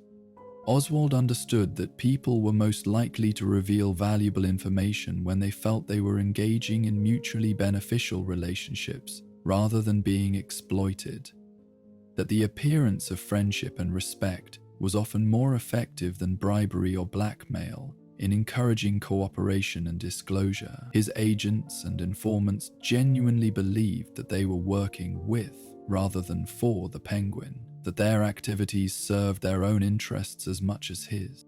A political philosophy that informed his brief mayoral campaign and his ongoing involvement in Gotham's civic affairs was based on a realistic assessment of how democratic institutions actually functioned, rather than how they were supposed to work in theory. Oswald understood that voters were primarily motivated by self-interest rather than abstract principles, that political success required offering concrete benefits to specific constituencies rather than appealing to general notions of justice or morality. His campaign promises were crafted to appeal to different groups' practical concerns, while avoiding the kind of idealistic rhetoric that experienced politicians knew was impossible to fulfill. His approach to law enforcement reflected similar insights into the psychology of authority and compliance. The Penguin understood that police officers, prosecutors, and judges were subject to the same human motivations and weaknesses as everyone else, that their commitment to legal principles was often subordinated to practical concerns about career advancement, family security, and social standing. Rather than trying to corrupt these individuals through crude bribery or intimidation, he created situations where cooperation with his enterprises appeared to serve their legitimate interests, while compromising them gradually through seemingly innocent accommodations and favors. The relationship between his legitimate business activities and his criminal enterprises was carefully structured to create psychological comfort for those who preferred not to examine too closely the sources of their prosperity and security. Employees of the Iceberg Lounge could genuinely believe they were working for a conventional entertainment establishment, even while their activities supported illegal enterprises that they chose not to investigate or acknowledge. This willful blindness was encouraged through generous compensation, excellent working conditions, and a corporate culture that emphasized professional competence while discouraging excessive curiosity about activities outside one's immediate responsibilities. But perhaps the most sophisticated aspect of the Penguin's psychology was his understanding of his own motivations and the ways in which his childhood trauma had shaped his adult personality and criminal methodology. Unlike many criminals who remained unconscious of the psychological forces driving their behavior, Oswald had achieved a high level of self-awareness that allowed him to use his emotional responses strategically while preventing them from undermining his rational decision-making processes. He understood that his need for respect and recognition was both a source of strength and a potential vulnerability, that his intellectual pride could be both an asset and a liability in different situations. This self-knowledge enabled him to develop criminal enterprises that satisfied his psychological needs while achieving practical objectives. To create situations where his personal gratification and his criminal success reinforced, rather than conflicted with each other. The elaborate schemes and theatrical presentations that characterized many of his crimes served dual purposes. They provided psychological satisfaction by demonstrating his superiority over those who had once mocked and rejected him, while also achieving concrete criminal objectives that advanced his material interests and expanded his influence and authority. The Penguin's philosophy of education and intellectual development was reflected in his approach to training and developing his criminal associates. Unlike other crime bosses who valued loyalty and obedience above intelligence and competence, Oswald actively encouraged his subordinates to expand their knowledge and skills, to understand the theoretical foundations underlying their practical activities, to develop the kind of sophisticated thinking that could adapt to changing circumstances and opportunities. His criminal organization became a kind of graduate school for ambitious criminals who wanted to elevate their activities beyond simple theft and violence. The psychological profiles he maintained on his employees, allies, and enemies were masterpieces of behavioral analysis that would have impressed professional intelligence agencies. Each individual was evaluated not just for their current capabilities and loyalties, but for their potential development, their hidden motivations, their pressure points and vulnerabilities, their likely responses to different types of incentives and threats. This information was used not just for manipulation and control, but for strategic planning that could anticipate and counter potential challenges before they developed into serious problems. His approach to conflict resolution within his organization was based on understanding that human beings were complex creatures whose behavior was determined by multiple, often contradictory motivations. Rather than simply punishing disloyalty or incompetence, the Penguins sought to understand the underlying causes of problematic behavior, to address root causes rather than merely symptoms. This approach proved far more effective than conventional disciplinary measures in maintaining organizational cohesion and preventing the kind of internal conflicts that had destroyed other criminal enterprises. The negotiation strategies he employed in his dealings with other criminal organizations were based on sophisticated game theory and psychological manipulation that turned every interaction into an opportunity to gain advantage while appearing to offer mutual benefit. Oswald understood that successful negotiations required creating situations where all parties believed they were getting good deals, even when the terms were structured to provide him with disproportionate benefits over time. His reputation for honoring agreements and providing value to his partners was carefully cultivated, asset that made other criminals willing to work with him, even when they suspected he might be getting the better end of their arrangements. The territorial expansion of his criminal empire was guided by principles derived from military strategy and business development theory, with each new area of operations chosen for its strategic value rather than its immediate profitability. Oswald understood that sustainable criminal success required building positions that could support and protect each other, that created synergies between different types of illegal activity, that provided multiple sources of income and influence that could compensate for losses in any individual area. His empire was designed to be resilient rather than simply large, adaptable rather than merely powerful.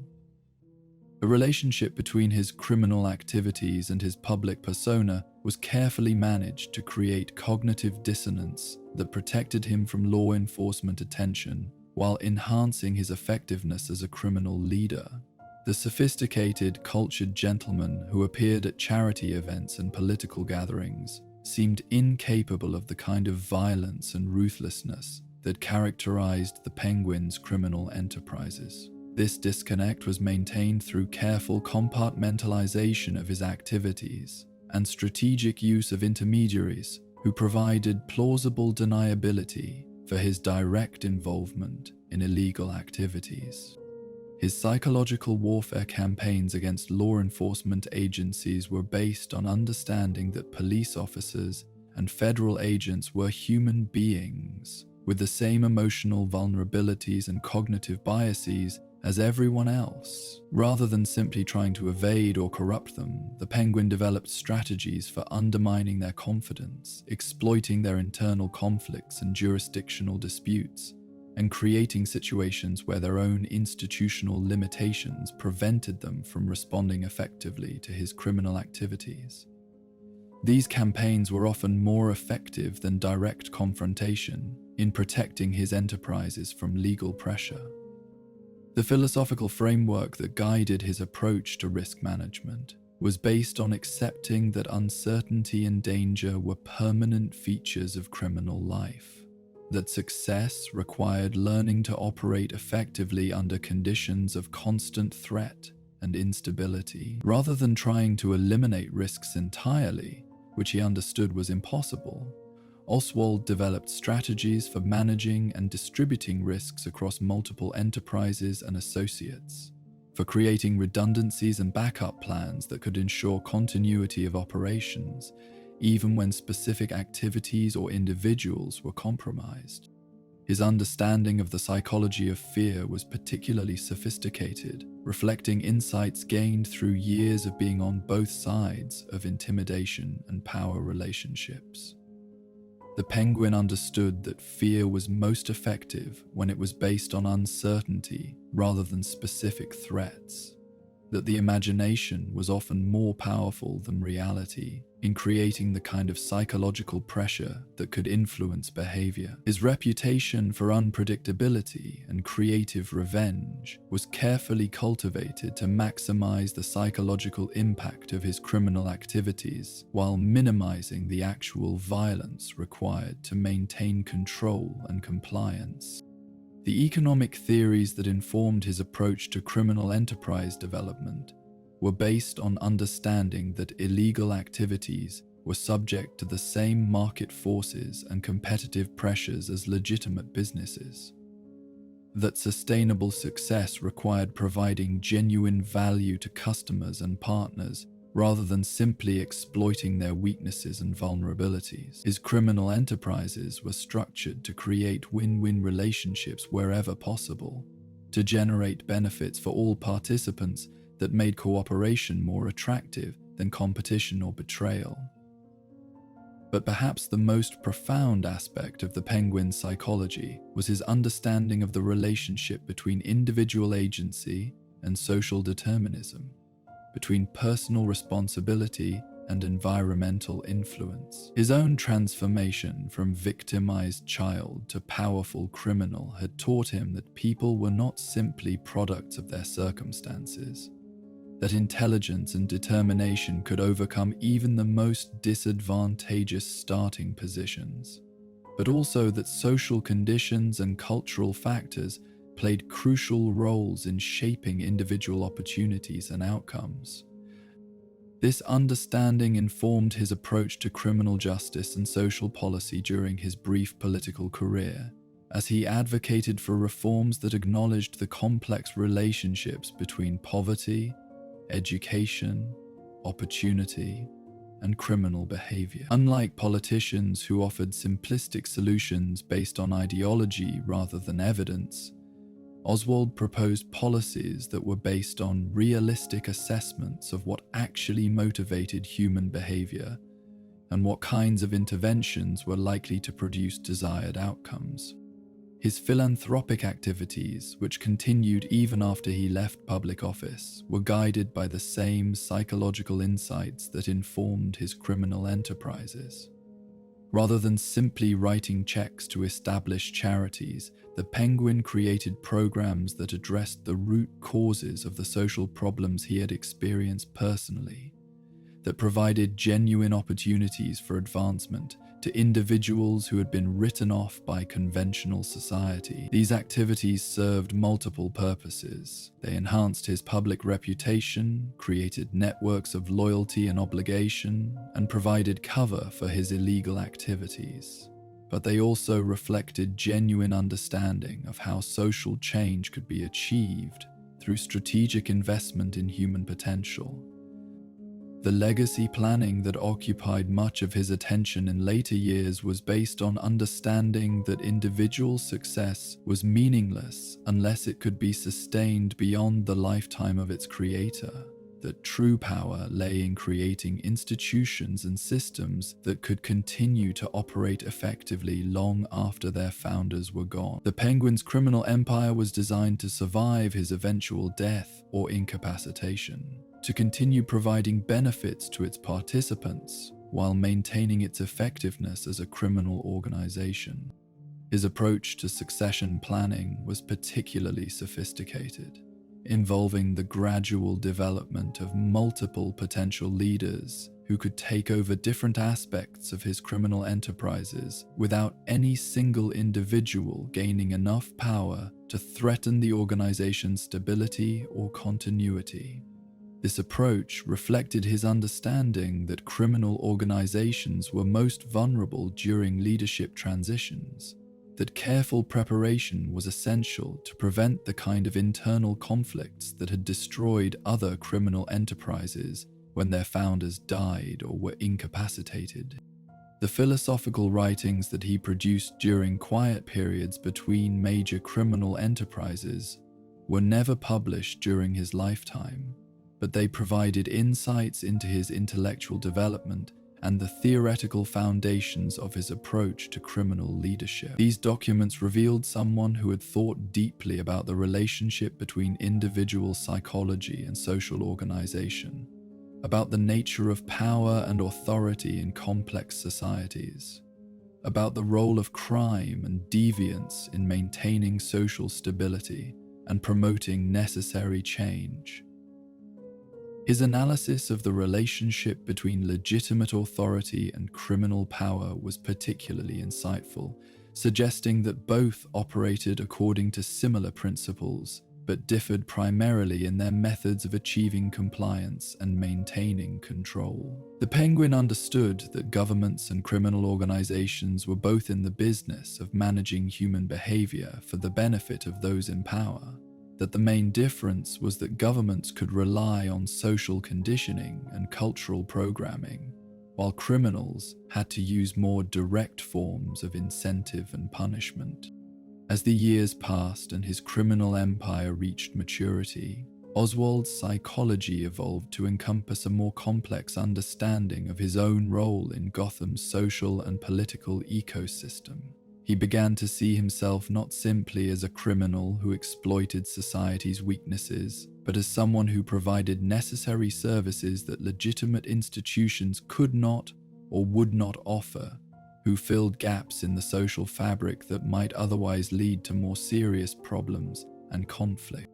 This evolution in his thinking was reflected in his increasingly sophisticated approach to criminal enterprise management, his growing involvement in legitimate business activities, and his continued interest in political and social issues that extended far beyond his immediate criminal interests. The Penguin had become something more than a simple crime boss.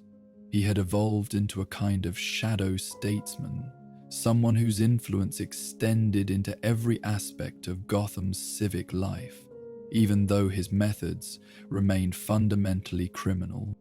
The psychological sophistication that characterized his approach to criminal leadership was perhaps his most significant contribution to the evolution of organized crime in Gotham and beyond. He demonstrated that criminal enterprises could be managed with the same level of professionalism and intellectual rigor that characterized the most successful legitimate businesses, that psychological insight and strategic thinking were more valuable than brute force and crude intimidation in building sustainable criminal organizations.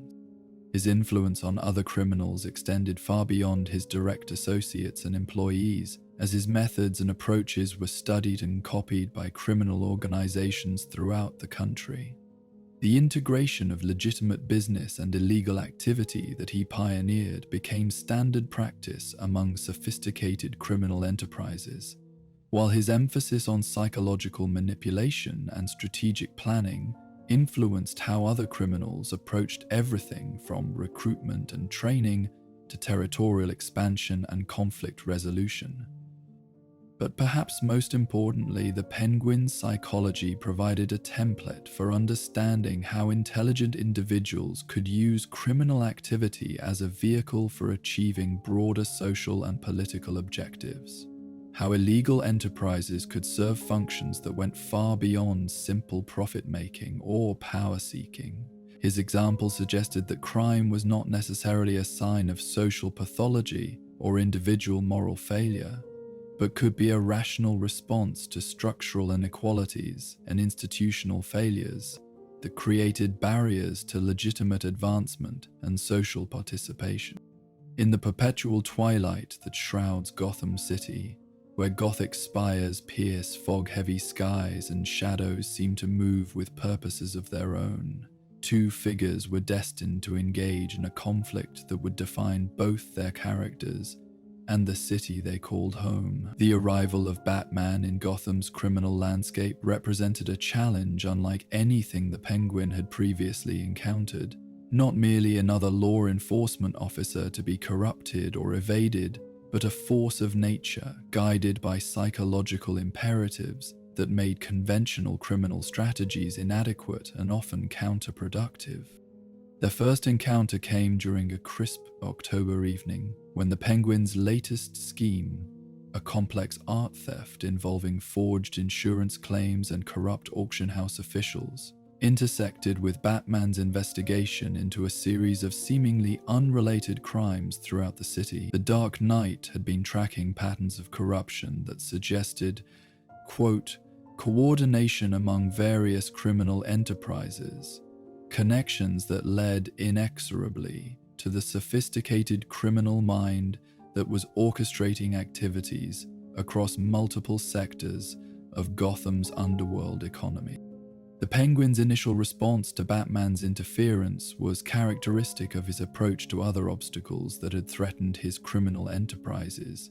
Careful analysis followed by strategic adaptation, designed to neutralize the threat while minimizing disruption to ongoing operations. But he quickly discovered that Batman operated according to principles that made him fundamentally different from police officers, federal agents, or even other costumed vigilantes who had occasionally appeared in Gotham's criminal environment.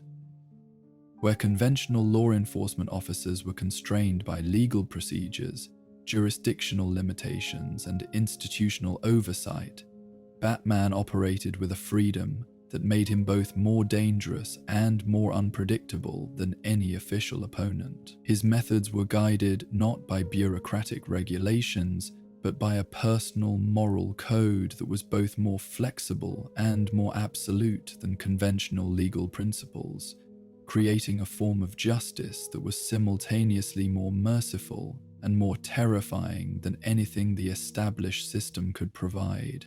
The psychological profile that Oswald compiled on Batman during their early encounters revealed someone whose motivation came not from professional duty or social obligation, but from deep personal trauma that had been transformed into an obsessive commitment to preventing others from experiencing similar losses. This insight provided the Penguin with his first strategic advantage in dealing with the Dark Knight, understanding that Batman's apparent strength was also a potential weakness, that his emotional investment in protecting innocence could be exploited by someone clever enough to create situations where heroic intervention would serve a criminal's purposes. But the Penguin also recognized that Batman's psychological makeup made him resistant to the conventional forms of corruption and manipulation that had proven effective against other law enforcement personnel. The Dark Knight could not be bribed with money, intimidated with threats, or compromised through blackmail or other forms of leverage. His commitment to justice was too pure, and his resources too extensive for such crude approaches to be effective. Any strategy for dealing with Batman would need to be far more sophisticated than anything required for conventional opponents. The elaborate death traps and themed crimes that became characteristic of the Penguin's confrontations with Batman served multiple purposes beyond simple attempts at elimination. They were psychological warfare designed to undermine the Dark Knight's confidence and effectiveness, public relations exercises that enhanced the Penguin's reputation among other criminals, and recruitment tools that attracted talented associates who wanted to be part of an organization capable of challenging Gotham's premier hero. Each elaborate scheme was simultaneously a crime, a chess game, and a performance piece designed to demonstrate the Penguin's intellectual superiority. The famous umbrella trap incident, which took place in the abandoned Gotham Aquarium, exemplified the Penguin's approach to creating scenarios that tested Batman's abilities while serving concrete criminal objectives. The scheme involved kidnapping several prominent citizens who were then placed in elaborate underwater chambers that could only be opened through solving a series of puzzles related to aquatic life and oceanographic principles. The victim's survival depended on Batman's ability to demonstrate knowledge that had nothing to do with traditional crime-fighting skills, forcing him to operate outside his normal areas of expertise while working under extreme time pressure. But the true genius of the trap lay not in its mechanical complexity, but in its psychological sophistication. Each puzzle was designed to reveal information about Batman's educational background, intellectual capabilities, and problem-solving approaches that could be used to develop more effective strategies for future encounters. The Penguin was using the rescue scenario as an intelligence-gathering operation, learning about his opponent while appearing to challenge him in a straightforward contest of wits and determination. The success of this and similar schemes in forcing Batman to reveal aspects of his methodology and psychology provided the Penguin with insights that proved valuable not just for their ongoing conflict, but for his broader criminal enterprises. Understanding how the Dark Knight approached problems, what kinds of evidence he looked for, how he prioritized different types of threats and objectives, all of this information helped the Penguin design criminal activities that were less likely to attract Batman's attention, or more likely to succeed even if they did come under investigation. The technological arms race that developed between them reflected the Penguin's understanding that superior equipment could compensate for physical limitations and provide tactical advantages that might determine the outcome of their confrontations. His umbrella weapons became increasingly sophisticated, incorporating cutting-edge technology that was often years ahead of what was available to law enforcement agencies. The umbrella helicopter that allowed him to escape from rooftops and other confined spaces, the umbrella shield that could deflect bullets and other projectiles, the umbrella gas that could incapacitate opponents without causing permanent harm. All of these innovations were designed to give him capabilities that Batman might not anticipate or be prepared to counter. But the Penguin's most significant advantage in his ongoing conflict with Batman was his understanding of how the Dark Knight's presence in Gotham created opportunities for criminal activities that might not otherwise be possible. Batman's focus on violent crimes and obvious threats meant that more subtle forms of illegal activity, sophisticated fraud, political corruption, economic manipulation, often received less attention than they would from conventional law enforcement agencies. The Penguin learned to time his major criminal enterprises to coincide with periods when Batman was occupied with more dramatic threats from other criminals, allowing him to operate with reduced interference while his opponents dealt with more immediate dangers. The relationship between the Penguin and other members of Gotham's rogues gallery was complicated by their shared status as Batman's enemies, creating both opportunities for cooperation and sources of potential conflict. Alliance with the Joker, Two-Face, the Riddler, and other costumed criminals could provide resources and capabilities that none of them possessed individually. But such partnerships also created risks and complications that could undermine their individual objectives and expose them to additional law enforcement pressure. The Penguin's approach to these relationships was characteristically sophisticated, based on careful analysis of each potential partner's psychology, capabilities, and likely behavior under different circumstances. He understood that temporary alliances with other criminals could be valuable for specific objectives, but that long-term partnerships were usually impossible due to conflicting personalities, competing objectives, and the fundamental instability that characterized most of his fellow rogues. His strategy was to maximize the benefits of cooperation while minimizing the risks of betrayal or exploitation by maintaining careful control over information sharing and operational coordination. His partnership with the Joker during the Laughing Fish incident demonstrated both the potential benefits and inherent dangers of collaboration with Gotham's most unpredictable criminal. The scheme involved using the Joker's chemical expertise to contaminate Gotham's fish supply with a compound that left victims with permanent grins, while the Penguin's business acumen and political connections provided the infrastructure needed to turn the contamination into a profitable extortion racket targeting the city's restaurant industry. The operation was initially successful, generating significant revenue while demonstrating the effectiveness of combining the Joker's chaotic creativity with the Penguin's organizational sophistication. But the partnership ultimately collapsed when the Joker's psychological instability made him unwilling to follow the careful plans and timetables that the Penguin's approach required, leading to escalating conflicts that eventually attracted Batman's attention and resulted in the scheme's failure. The experience taught the Penguin valuable lessons about the limitations of working with partners whose motivations and methods were fundamentally incompatible with his own. His collaboration with Two-Face proved more sustainable, as Harvey Dent's dual nature created a partner who could provide both criminal expertise and legitimate business acumen, depending on which personality was dominant at any given time. The Penguin learned to work with both aspects of Dent's character, maintaining relationships that could survive the transitions between his law and order and criminal personas, while taking advantage of the unique capabilities that each provided. This required a level of psychological sophistication that few other criminals possessed, but it also provided access to inside information about law enforcement activities that proved invaluable for his criminal enterprises. The double or nothing casino scheme that they executed together combined Two-Face's obsession with duality and chance with the Penguin's business expertise and political connections to create an illegal gambling operation that was structured as a legitimate entertainment enterprise.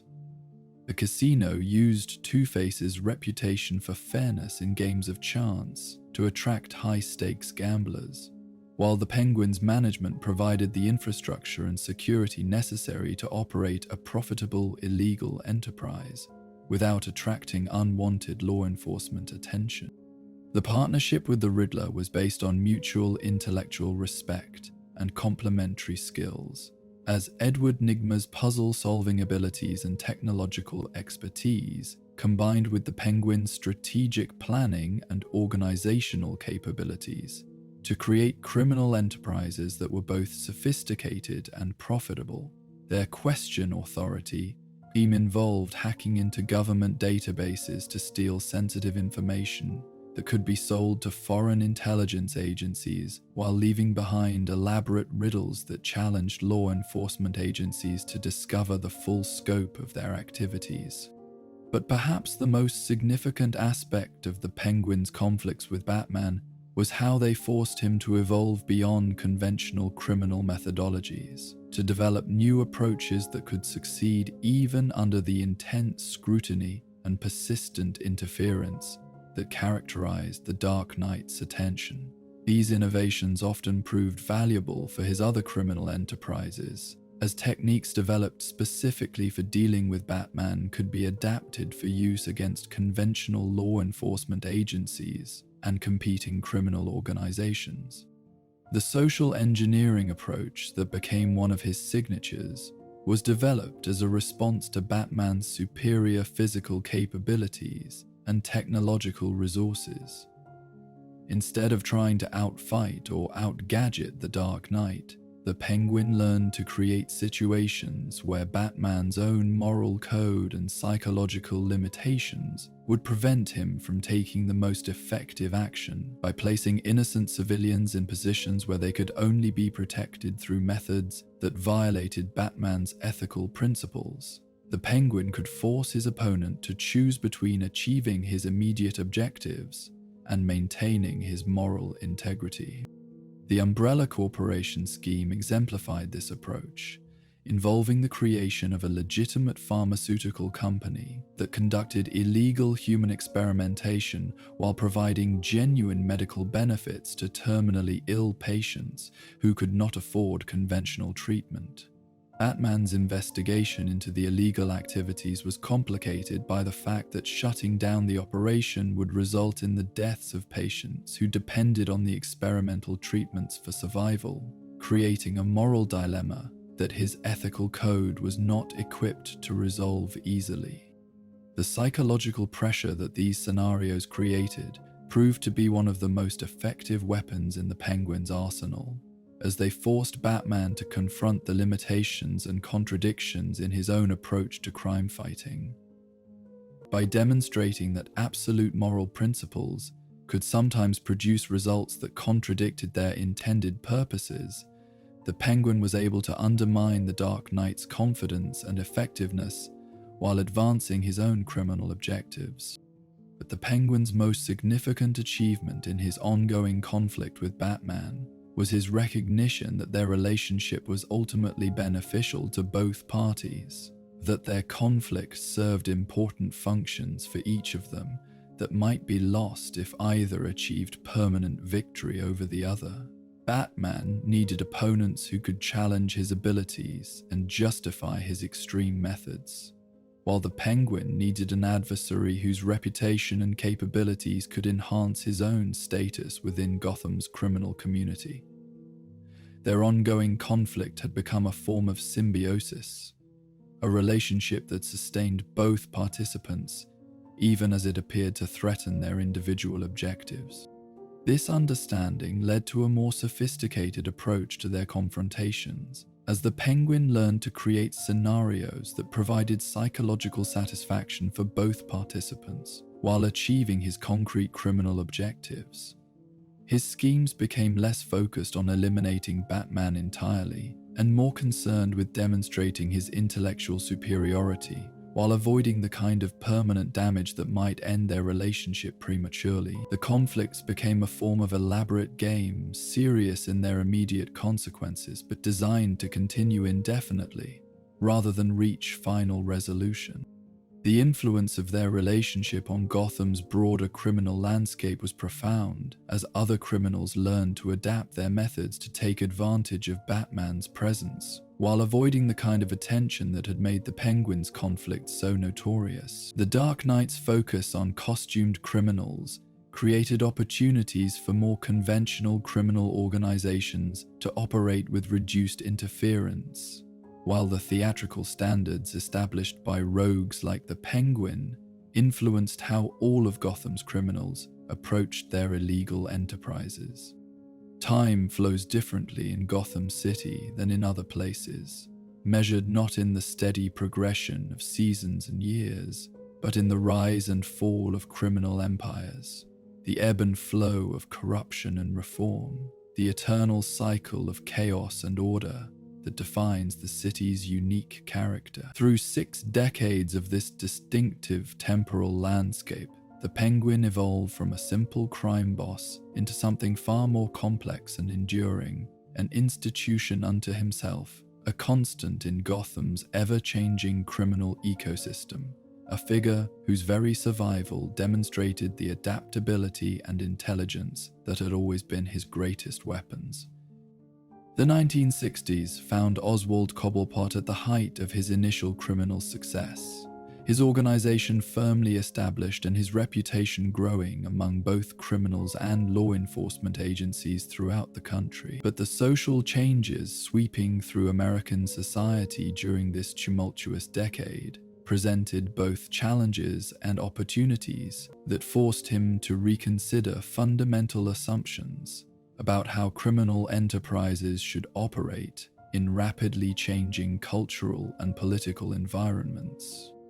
The civil rights movement, the anti-war protests, the counterculture explosion, all of these developments changed the relationship between authority and rebellion, between established institutions and emerging alternatives, between conventional morality and new forms of social organization. The Penguin understood that successful criminal enterprises needed to adapt to these changing circumstances, to find ways of exploiting the confusion and uncertainty that accompanied rapid social change, while avoiding the kind of reactionary responses that would make them targets for reform movements and law enforcement crackdowns. His approach during this period was characteristically sophisticated, involving careful analysis of how social movements operated and what kinds of grievances and aspirations motivated their participants. Rather than simply opposing the changes that were transforming American society, the Penguin learned to position himself as someone who could provide services and opportunities that emerging social groups needed but could not obtain through conventional channels. His criminal enterprises became more diverse and inclusive, offering advancement opportunities to women and minorities who were excluded from other criminal organizations, while maintaining the efficiency and profitability that had always characterized his operations. The drug culture that emerged during the late 1960s presented particular challenges for someone whose criminal philosophy was based on intelligence, calculation, and long-term planning. The chaotic, unpredictable nature of drug crime conflicted with the Penguin's preference for sophisticated, carefully orchestrated criminal enterprises that minimized violence while maximizing profit. But he recognized that drug trafficking was becoming too important to ignore, that criminal organizations that failed to adapt to this new reality would be displaced by competitors who were more willing to embrace the opportunities and risks that the drug trade presented. His solution was characteristic in its innovation and sophistication. Instead of becoming directly involved in drug trafficking, which would have required him to work with the kind of violent, unreliable associates that his organization was designed to avoid, the Penguin positioned himself as a provider of services that drug traffickers needed: money laundering, transportation, security, political protection, and intelligence about law enforcement activities. This approach allowed him to profit from the drug trade while maintaining distance from its most dangerous and unpredictable aspect. The 1970s brought new challenges as law enforcement agencies began developing more sophisticated approaches to organized crime investigation and prosecution, and the RICO Act and other federal legislation made it more difficult for criminal organizations to operate with impunity, while new investigative techniques and surveillance technologies made it harder to maintain the kind of operational security that had previously protected criminal leaders from detection and prosecution. The Penguin's response to these developments demonstrated the value of the intellectual approach he had always brought to criminal enterprise. While other crime bosses struggled to adapt their methods to new legal and technological realities, he had anticipated these changes and prepared his organization to operate effectively under increased scrutiny and pressure. His emphasis on legitimate business activities, sophisticated record-keeping, and compartmentalized operations made his enterprises more resilient than traditional criminal organizations that relied primarily on intimidation and violence to achieve their objectives. The expansion of his legitimate business interests during this period was guided not just by the need for cover and legal protection, but by genuine recognition that conventional business activities could be as profitable and satisfying as criminal enterprises while providing additional security and respectability. The Penguin's investment portfolio grew to include restaurants, entertainment venues, real estate development projects, and financial services companies that were entirely legitimate, while providing opportunities for the kinds of strategic thinking and competitive advantage that had always motivated his criminal activities. But perhaps the most significant development of this period was his growing involvement in political activities that extended beyond mere corruption and influence peddling to encompass genuine interest in public policy and social reform. His brief but memorable mayoral campaign demonstrated that he possessed insights into urban governance and social organization that could be valuable for addressing Gotham's structural problems, even if his methods remained fundamentally criminal in their approach to achieving practical objectives.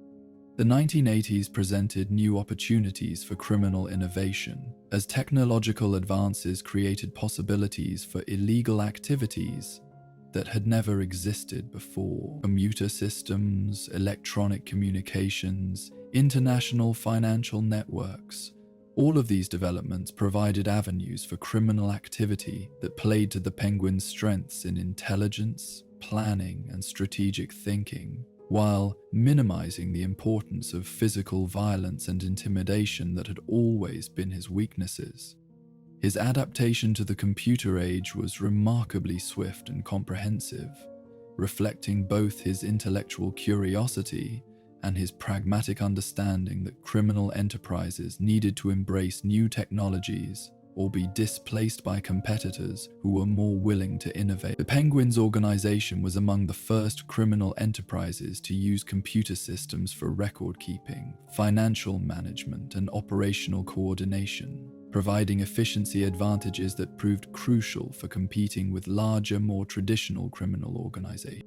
The development of his cybercrime capabilities during this period anticipated trends that would not become widespread until decades later, as the Penguin recognized that information was becoming the most valuable commodity in the modern economy, and that criminal organizations that could control and manipulate information would have significant advantages over those that relied on conventional forms of illegal activity. His investment in computer experts, telecommunications equipment, and data processing capabilities provided his organization with intelligence and operational capabilities that were years ahead of most law enforcement agencies. But the most important aspect of his evolution during the 1980s was his growing understanding of how global economic changes were creating new opportunities for criminal activity that transcended traditional territorial boundaries and jurisdictional limitations. The internationalization of finance, the growth of multinational corporations, the emergence of global communication networks, all of these developments created opportunities for criminal enterprises that could operate across national boundaries while remaining flexible enough to adapt to different legal and cultural environments.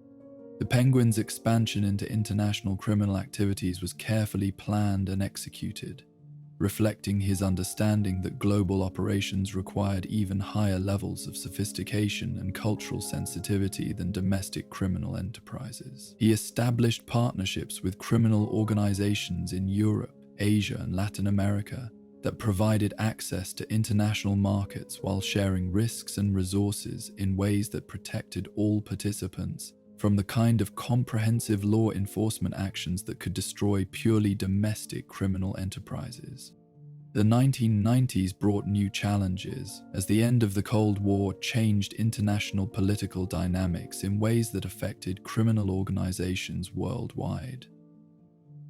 The collapse of communist governments created new opportunities for illegal activities, while eliminating some of the political protections that had previously shielded certain types of criminal enterprises from law enforcement attention. The growth of international law enforcement cooperation made it more difficult for criminal organizations to exploit jurisdictional boundaries and legal differences between countries. The Penguin's response to these changes demonstrated the value of the adaptive approach he had always brought to criminal leadership.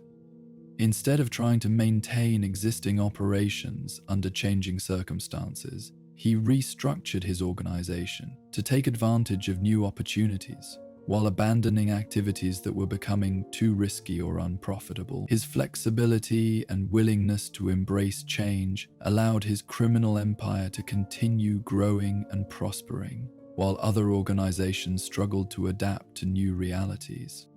The development of the internet during this period provided opportunities for criminal innovation that the Penguin was uniquely positioned to exploit, given his early investment in computer technology and his understanding of how information could be used as both commodity and weapon.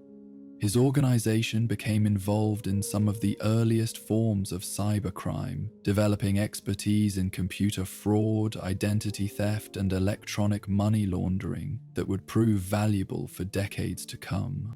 But perhaps the most significant development of the 1990s was his growing recognition that criminal success was becoming increasingly dependent on understanding and manipulating complex systems. Financial, technological, political, social, rather than simply controlling territory or intimidating opponents. The Penguin's intellectual approach to criminal enterprise, which had always been somewhat unusual among traditional crime bosses, became increasingly mainstream as criminal organizations discovered that intelligence and sophistication were more valuable than brute force and simple intimidation. The new millennium brought challenges and opportunities that tested every aspect of the Penguin's criminal philosophy and organizational structure.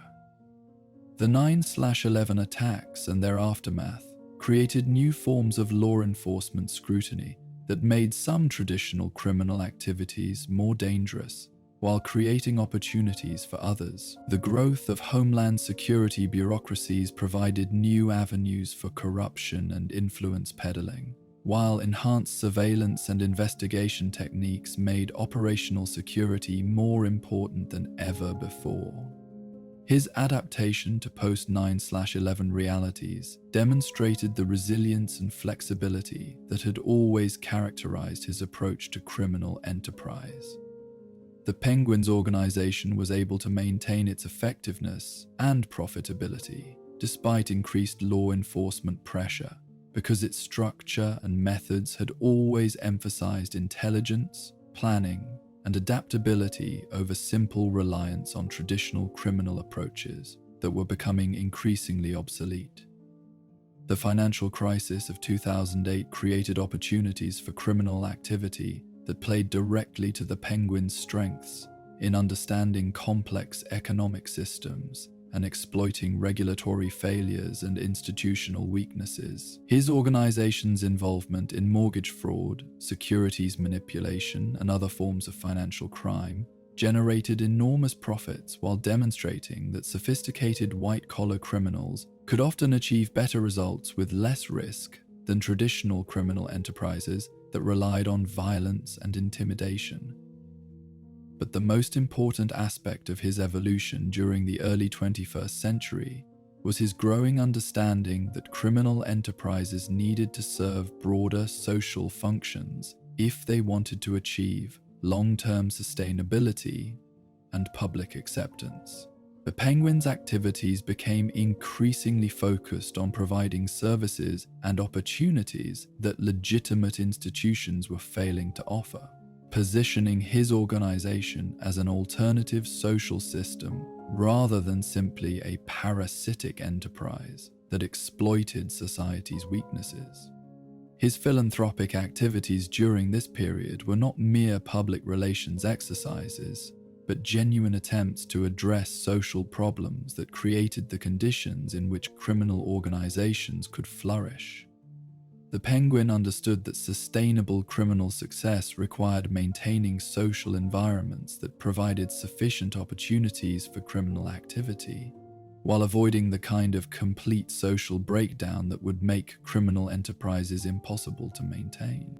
The present era finds the Penguin at the pinnacle of his criminal career, an elder statesman of Gotham's underworld, whose survival and continued success have made him a legendary figure among criminals and law enforcement agencies alike. His evolution from the mocked child who was nicknamed Penguin in cruel jest to the feared and respected criminal mastermind who made that name synonymous with intelligence, sophistication, and successful adaptation to changing circumstances represents one of the most remarkable transformations in the history of organized crime. But perhaps the most significant aspect of his evolutionary success has been his recognition that true power lies not in achieving final victory over one's enemies, but in creating sustainable relationships and institutions that can continue to operate effectively regardless of individual personalities or changing circumstances. The Penguin's criminal empire has become something larger than its founder, a complex social and economic system that serves important functions for its participants and the broader community, even while engaging in activities that are technically illegal. His legacy lies not just in the crimes he has committed or the wealth he has accumulated, but in the demonstration that intelligence, adaptability, and sophisticated planning can transform even the most disadvantaged individual into someone capable of achieving remarkable success, even if that success comes through methods that conventional society cannot officially approve or acknowledge. The Penguin's evolution through the decades provides a case study in how individual determination and strategic thinking can overcome almost any obstacle, while also illustrating the social and economic conditions that make criminal enterprises attractive alternatives to conventional paths to success and recognition. In the vast tapestry of modern mythology, where ancient archetypes find new expression through contemporary storytelling, few figures have demonstrated the remarkable staying power and cultural significance of the Penguin. His journey from the pages of comic books to the screens of televisions and cinemas, from simple criminal antagonist to complex psychological study, represents a fascinating evolution that mirrors our changing understanding of crime, power, society, and the human condition itself. The transformation of Oswald Cobblepot's story across different media and historical periods reveals something profound about how societies process their anxieties about class, appearance, ambition, and the price of success in competitive social systems. Each new interpretation of the Penguin has reflected the particular concerns and cultural preoccupations of its era, while maintaining the essential elements that make the character eternally relevant. The triumph of intelligence over physical limitation, the conversion of social rejection into strategic advantage, the sophisticated use of perceived weakness as actual strength. The early television portrayals of the 1960s presented a Penguin who embodied the era's complicated relationship with authority, rebellion, and social change. In a time when traditional hierarchies were being challenged and established institutions were losing their automatic legitimacy, the character represented both the appeal of sophisticated criminality and the comfort of contained, manageable deviance. This version of the Penguin was theatrical and flamboyant, dangerous enough to be exciting, but civilized enough to avoid genuinely disturbing audiences who were already dealing with real-world upheavals that were far more chaotic and unpredictable. The performance that defined this era captured something essential about the character's appeal: the combination of genuine menace with theatrical sophistication, the suggestion that criminal activity could be conducted with style and intelligence rather than simple brutality. The umbrella twirling, the formal attire, the elaborate schemes that were more performance art than practical crime. All of these elements created a version of criminality that was both threatening and entertaining, allowing audiences to enjoy the fantasy of sophisticated rebellion without confronting the genuine social and psychological forces that drive real criminal behavior. But as society's understanding of psychology and criminology became more sophisticated, so too did interpretations of the Penguin's character and motivation. The comic book stories of the 1970s and 1980s began exploring the psychological foundations of his criminal career, delving into the childhood trauma and social rejection that had shaped his adult personality and criminal methodology. These stories treated him as a character worthy of serious psychological analysis, rather than simply a colorful obstacle for heroic protagonists to overcome. This psychological deepening of the character coincided with broader cultural movements that were challenging simplistic notions of good and evil, hero and villain, normal and deviant. The Penguin became a vehicle for exploring questions about social inequality, the relationship between appearance and worth, the ways in which society's treatment of individuals could create the very problems it claimed to oppose. His criminal career was presented not just as evidence of moral failure, but as a rational response to irrational social conditions, a strategic adaptation to environmental pressures that would have destroyed someone with less intelligence and determination. The cinematic interpretations of the character have provided perhaps the richest opportunities for exploring these psychological and social themes, as the visual medium and longer format allow for more comprehensive character development and thematic exploration. Each major film portrayal has emphasized different aspects of the Penguin's mythology, while maintaining the core elements that make him recognizable and compelling across different interpretations and historical periods. The Burton film interpretation pushed the character into darker psychological territory, emphasizing the grotesque aspects of his appearance and the genuinely disturbing nature of his psychological damage, while maintaining sympathy for the childhood trauma that had created such a twisted adult personality. This version explored themes of abandonment, social rejection, and the ways in which society's treatment of physical difference could create monsters that reflected its own moral failures. The performance captured the tragedy underlying the character's criminal career, the sense that Oswald Cobblepot might have become someone entirely different if he had been shown acceptance and love instead of mockery and rejection. But it also demonstrated how trauma could be transformed into strength, how apparent weakness could become actual power when channeled through sufficient intelligence and determination. The umbrella weapons and elaborate schemes served not just practical criminal purposes but psychological functions, providing outlets for creativity and intelligence that had been denied more conventional expression. But perhaps the most sophisticated and psychologically complex interpretation came through the recent television series that treated the Penguin's origin story as a comprehensive study in criminal psychology and social dynamics. This version emphasized the intelligence and strategic thinking that had always been the character's defining characteristics, while providing realistic context for how such abilities could be developed and applied in actual criminal environments.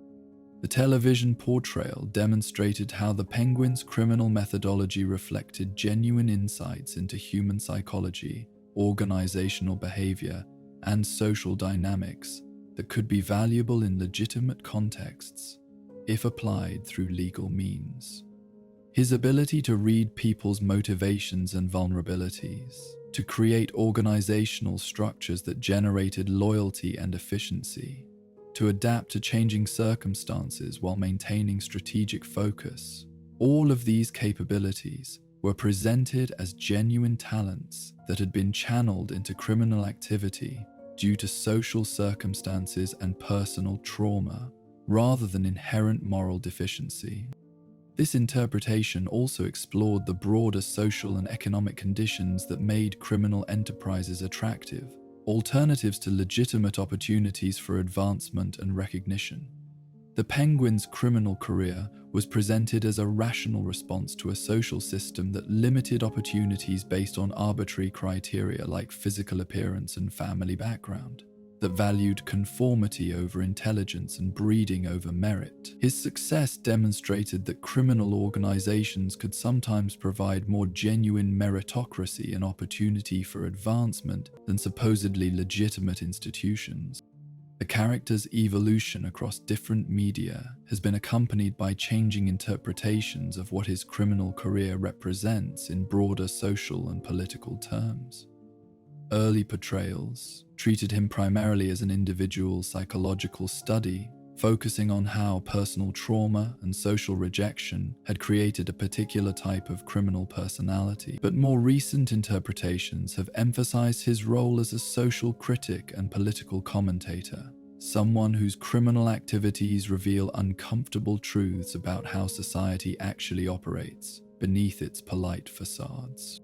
This evolution reflects broader changes in how we understand the relationship between individual psychology and social structure, between personal responsibility and environmental influence, between crime as individual moral failure and crime as symptom of systemic problems that require structural solutions. The Penguin has become a vehicle for exploring questions about social inequality, economic opportunity, political corruption, and the ways in which supposedly legitimate institutions can be more harmful than obviously criminal enterprises. The international interpretations of the character have added additional layers of meaning and complexity, as different cultures have emphasized aspects of his mythology that resonate with their particular historical experiences and contemporary concerns. European interpretations have often focused on class conflict and social mobility, emphasizing how the Penguin's criminal career represents a challenge to established hierarchies and traditional authority structures. Asian interpretations have explored themes of honor, respect, and the relationship between individual ambition and collective responsibility. These cross-cultural variations demonstrate the universal appeal of the character's core themes, while showing how those themes can be adapted to address different social and cultural contexts. The Penguin story speaks to fundamental human experiences, the desire for recognition and respect, the challenge of overcoming disadvantage and limitation, the temptation to use intelligence and ability for destructive rather than constructive purposes that transcend specific historical periods and cultural boundaries. But perhaps the most significant aspect of the character's enduring legacy has been his influence on how we think about intelligence, adaptation, and success in competitive social environments. The Penguin's criminal career demonstrates that conventional notions of strength and weakness, advantage and disadvantage, success and failure are often more fluid and contextual than we typically acknowledge. His transformation from mocked outcast to feared crime boss illustrates how perceived limitations can be converted into strategic advantages through intelligence, determination, and willingness to operate outside conventional constraints. This message has resonated with audiences across different demographics and social backgrounds because it speaks to universal experiences of feeling undervalued, misunderstood, or unfairly limited by circumstances beyond one's control.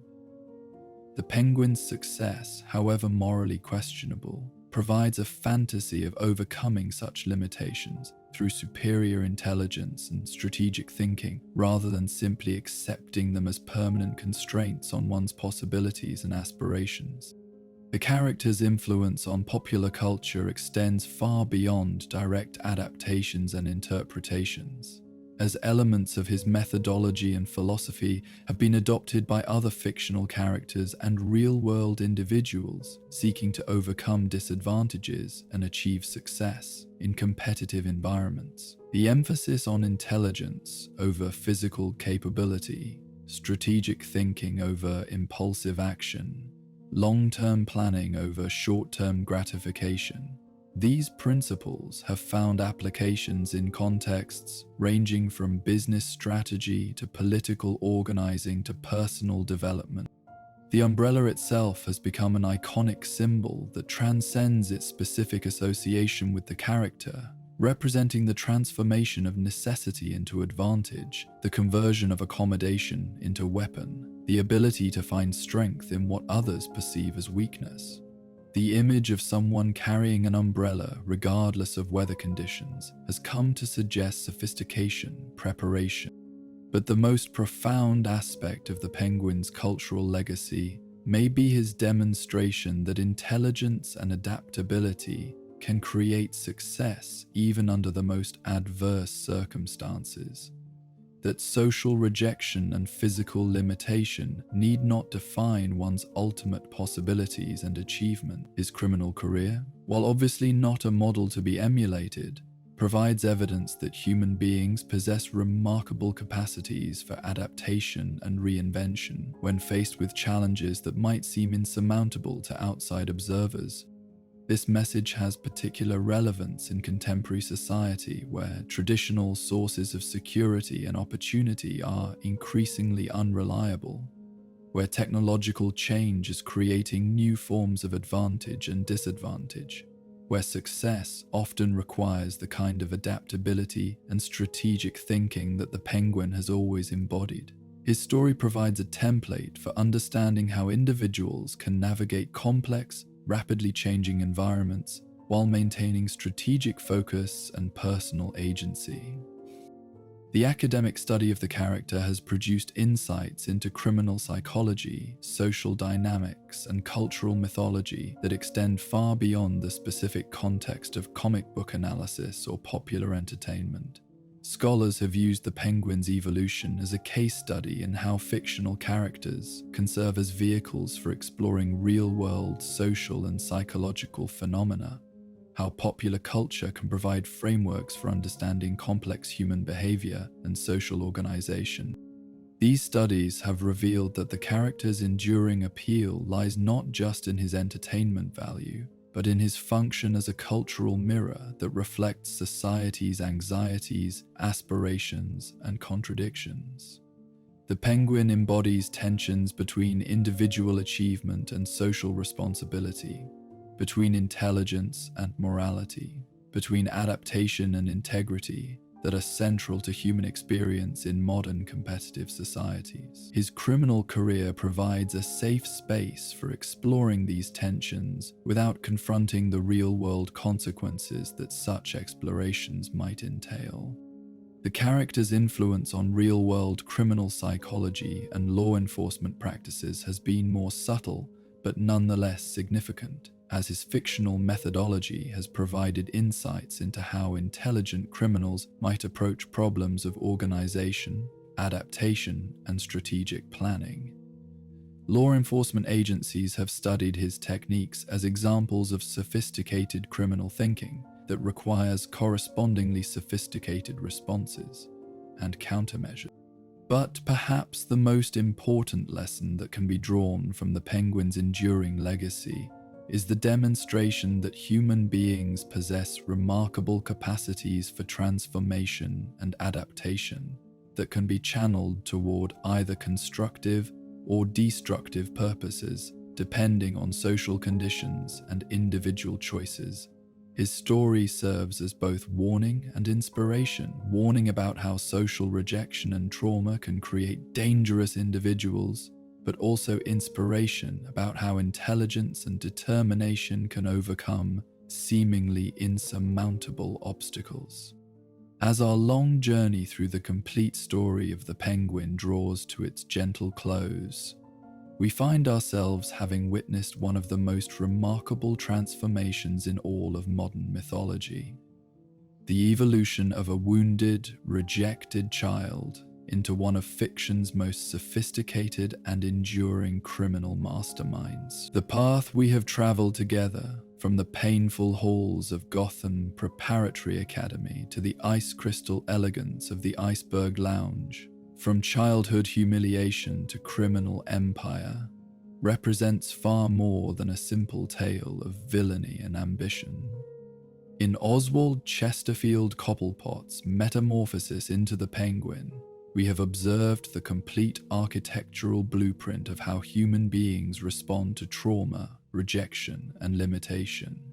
His story illuminates the remarkable capacity of intelligence and determination to transform disadvantage into advantage, weakness into strength, mockery into respect. The umbrella that once marked him as different and dependent became the symbol of his power and sophistication, The waddle that once made him an object of ridicule became the distinctive stride of someone who commanded attention and fear from the most dangerous criminals in Gotham. Through his evolution, we have seen how society's cruelest rejections can become the raw material for its greatest challenges. The child who was denied acceptance and love grew into an adult who understood human psychology with frightening precision, who could manipulate social dynamics with surgical accuracy, who had learned to weaponize the very insights that his outsider status had forced him to develop.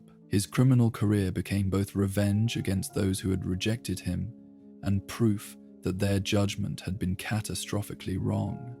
But perhaps the most profound lesson embedded in the Penguin's story is the demonstration that human beings are not fixed entities, not permanently limited by their circumstances or defined by others' perceptions of their worth and potential. Oswald's transformation from victim to victor, from powerless child to criminal mastermind, from social outcast to respected leader, proves that identity is fluid, that personality can be consciously crafted, that destiny is something we create rather than something we passively accept. His intellectual approach to criminal enterprise revolutionized how we think about the relationship between intelligence and illegality, between sophistication and deviance, between criminal behavior and legitimate business practice. The Penguin demonstrated that illegal activities could be conducted with the same level of professionalism, strategic thinking, and ethical complexity that characterized the most successful legitimate enterprises. His methods challenged simplistic distinctions between legal and illegal, moral and immoral, constructive and destructive behavior.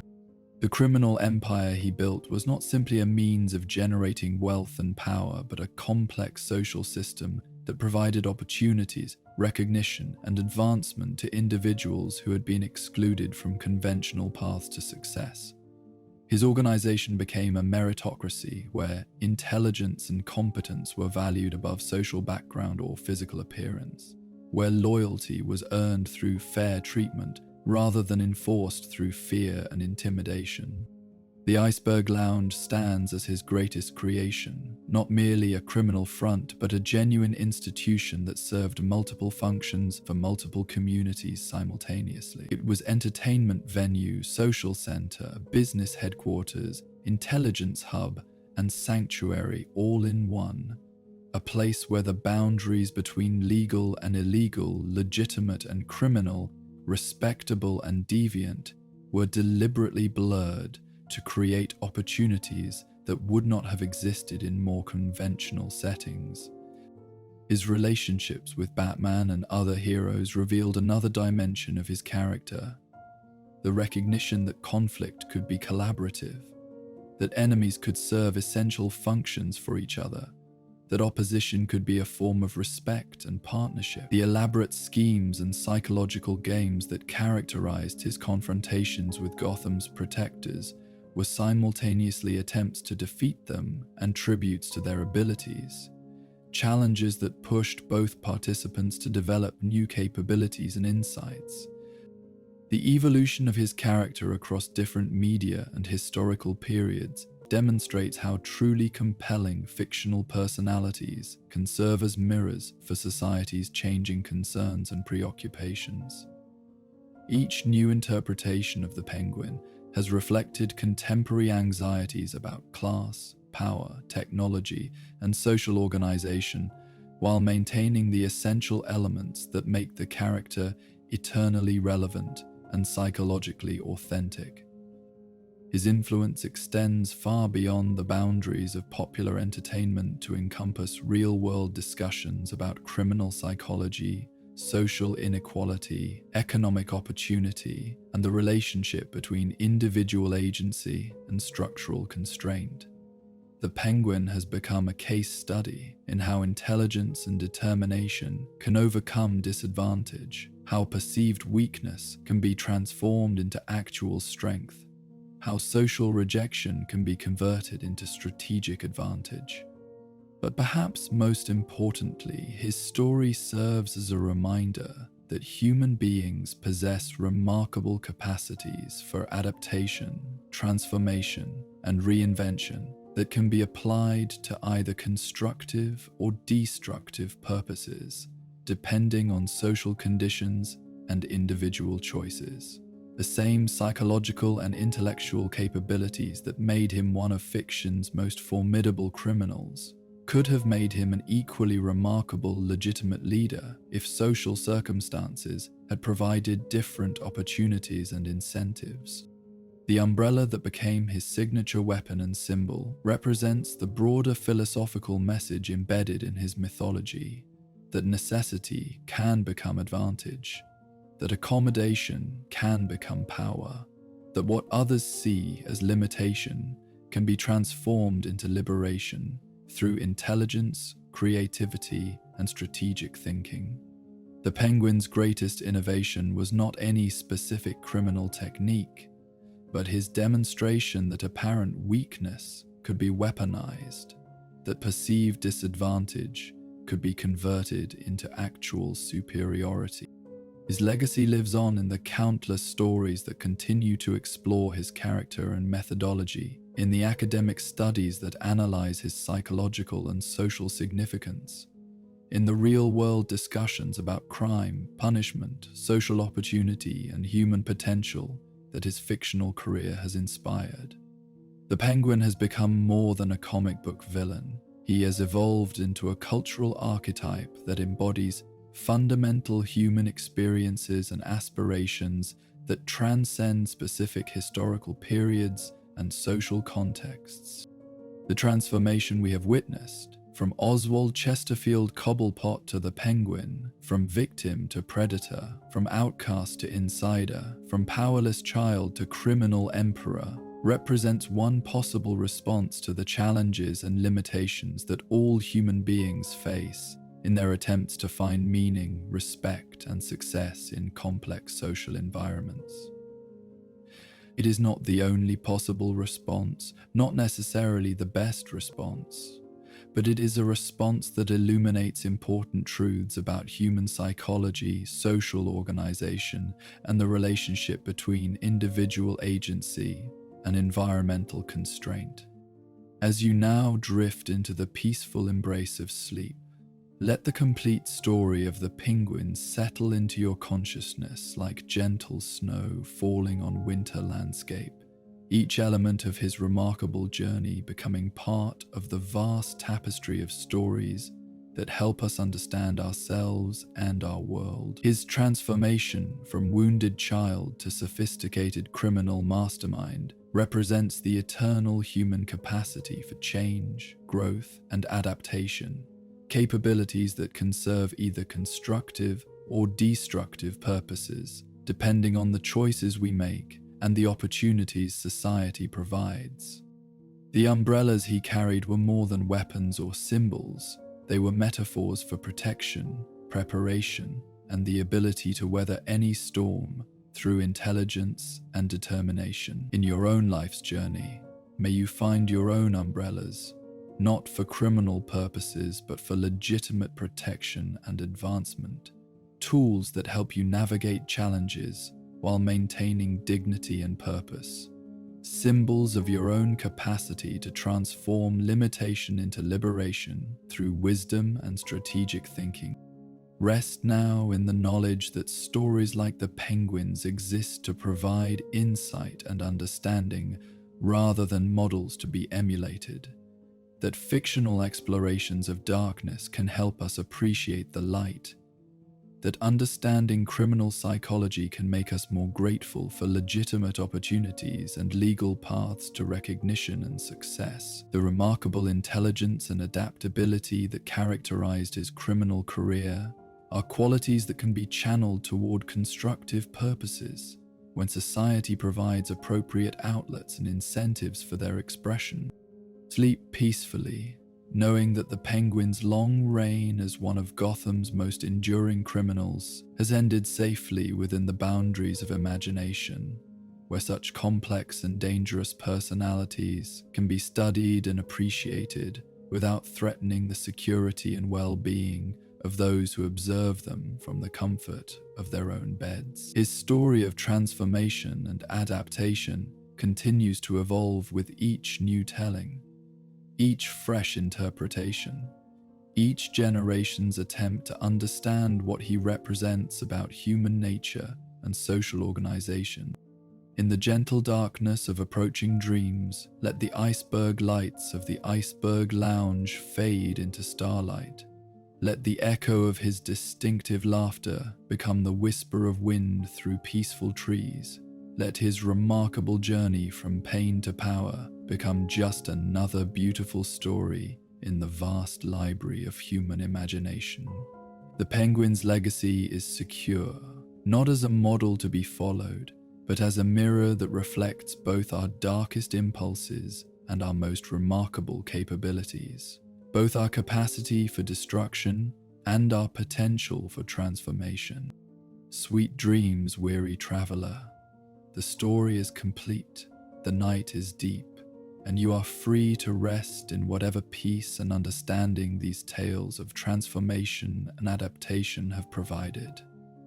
May your own umbrellas shield you from life's storms, while helping you reach toward whatever heights your intelligence and determination can achieve through legitimate and constructive means. The eternal dance of transformation continues, but tonight it dances gently in the realm of dreams, where even the darkest stories can provide comfort and insight to those wise enough to distinguish between fiction and reality, between entertainment and instruction, between the shadows of imagination and the light of peaceful sleep.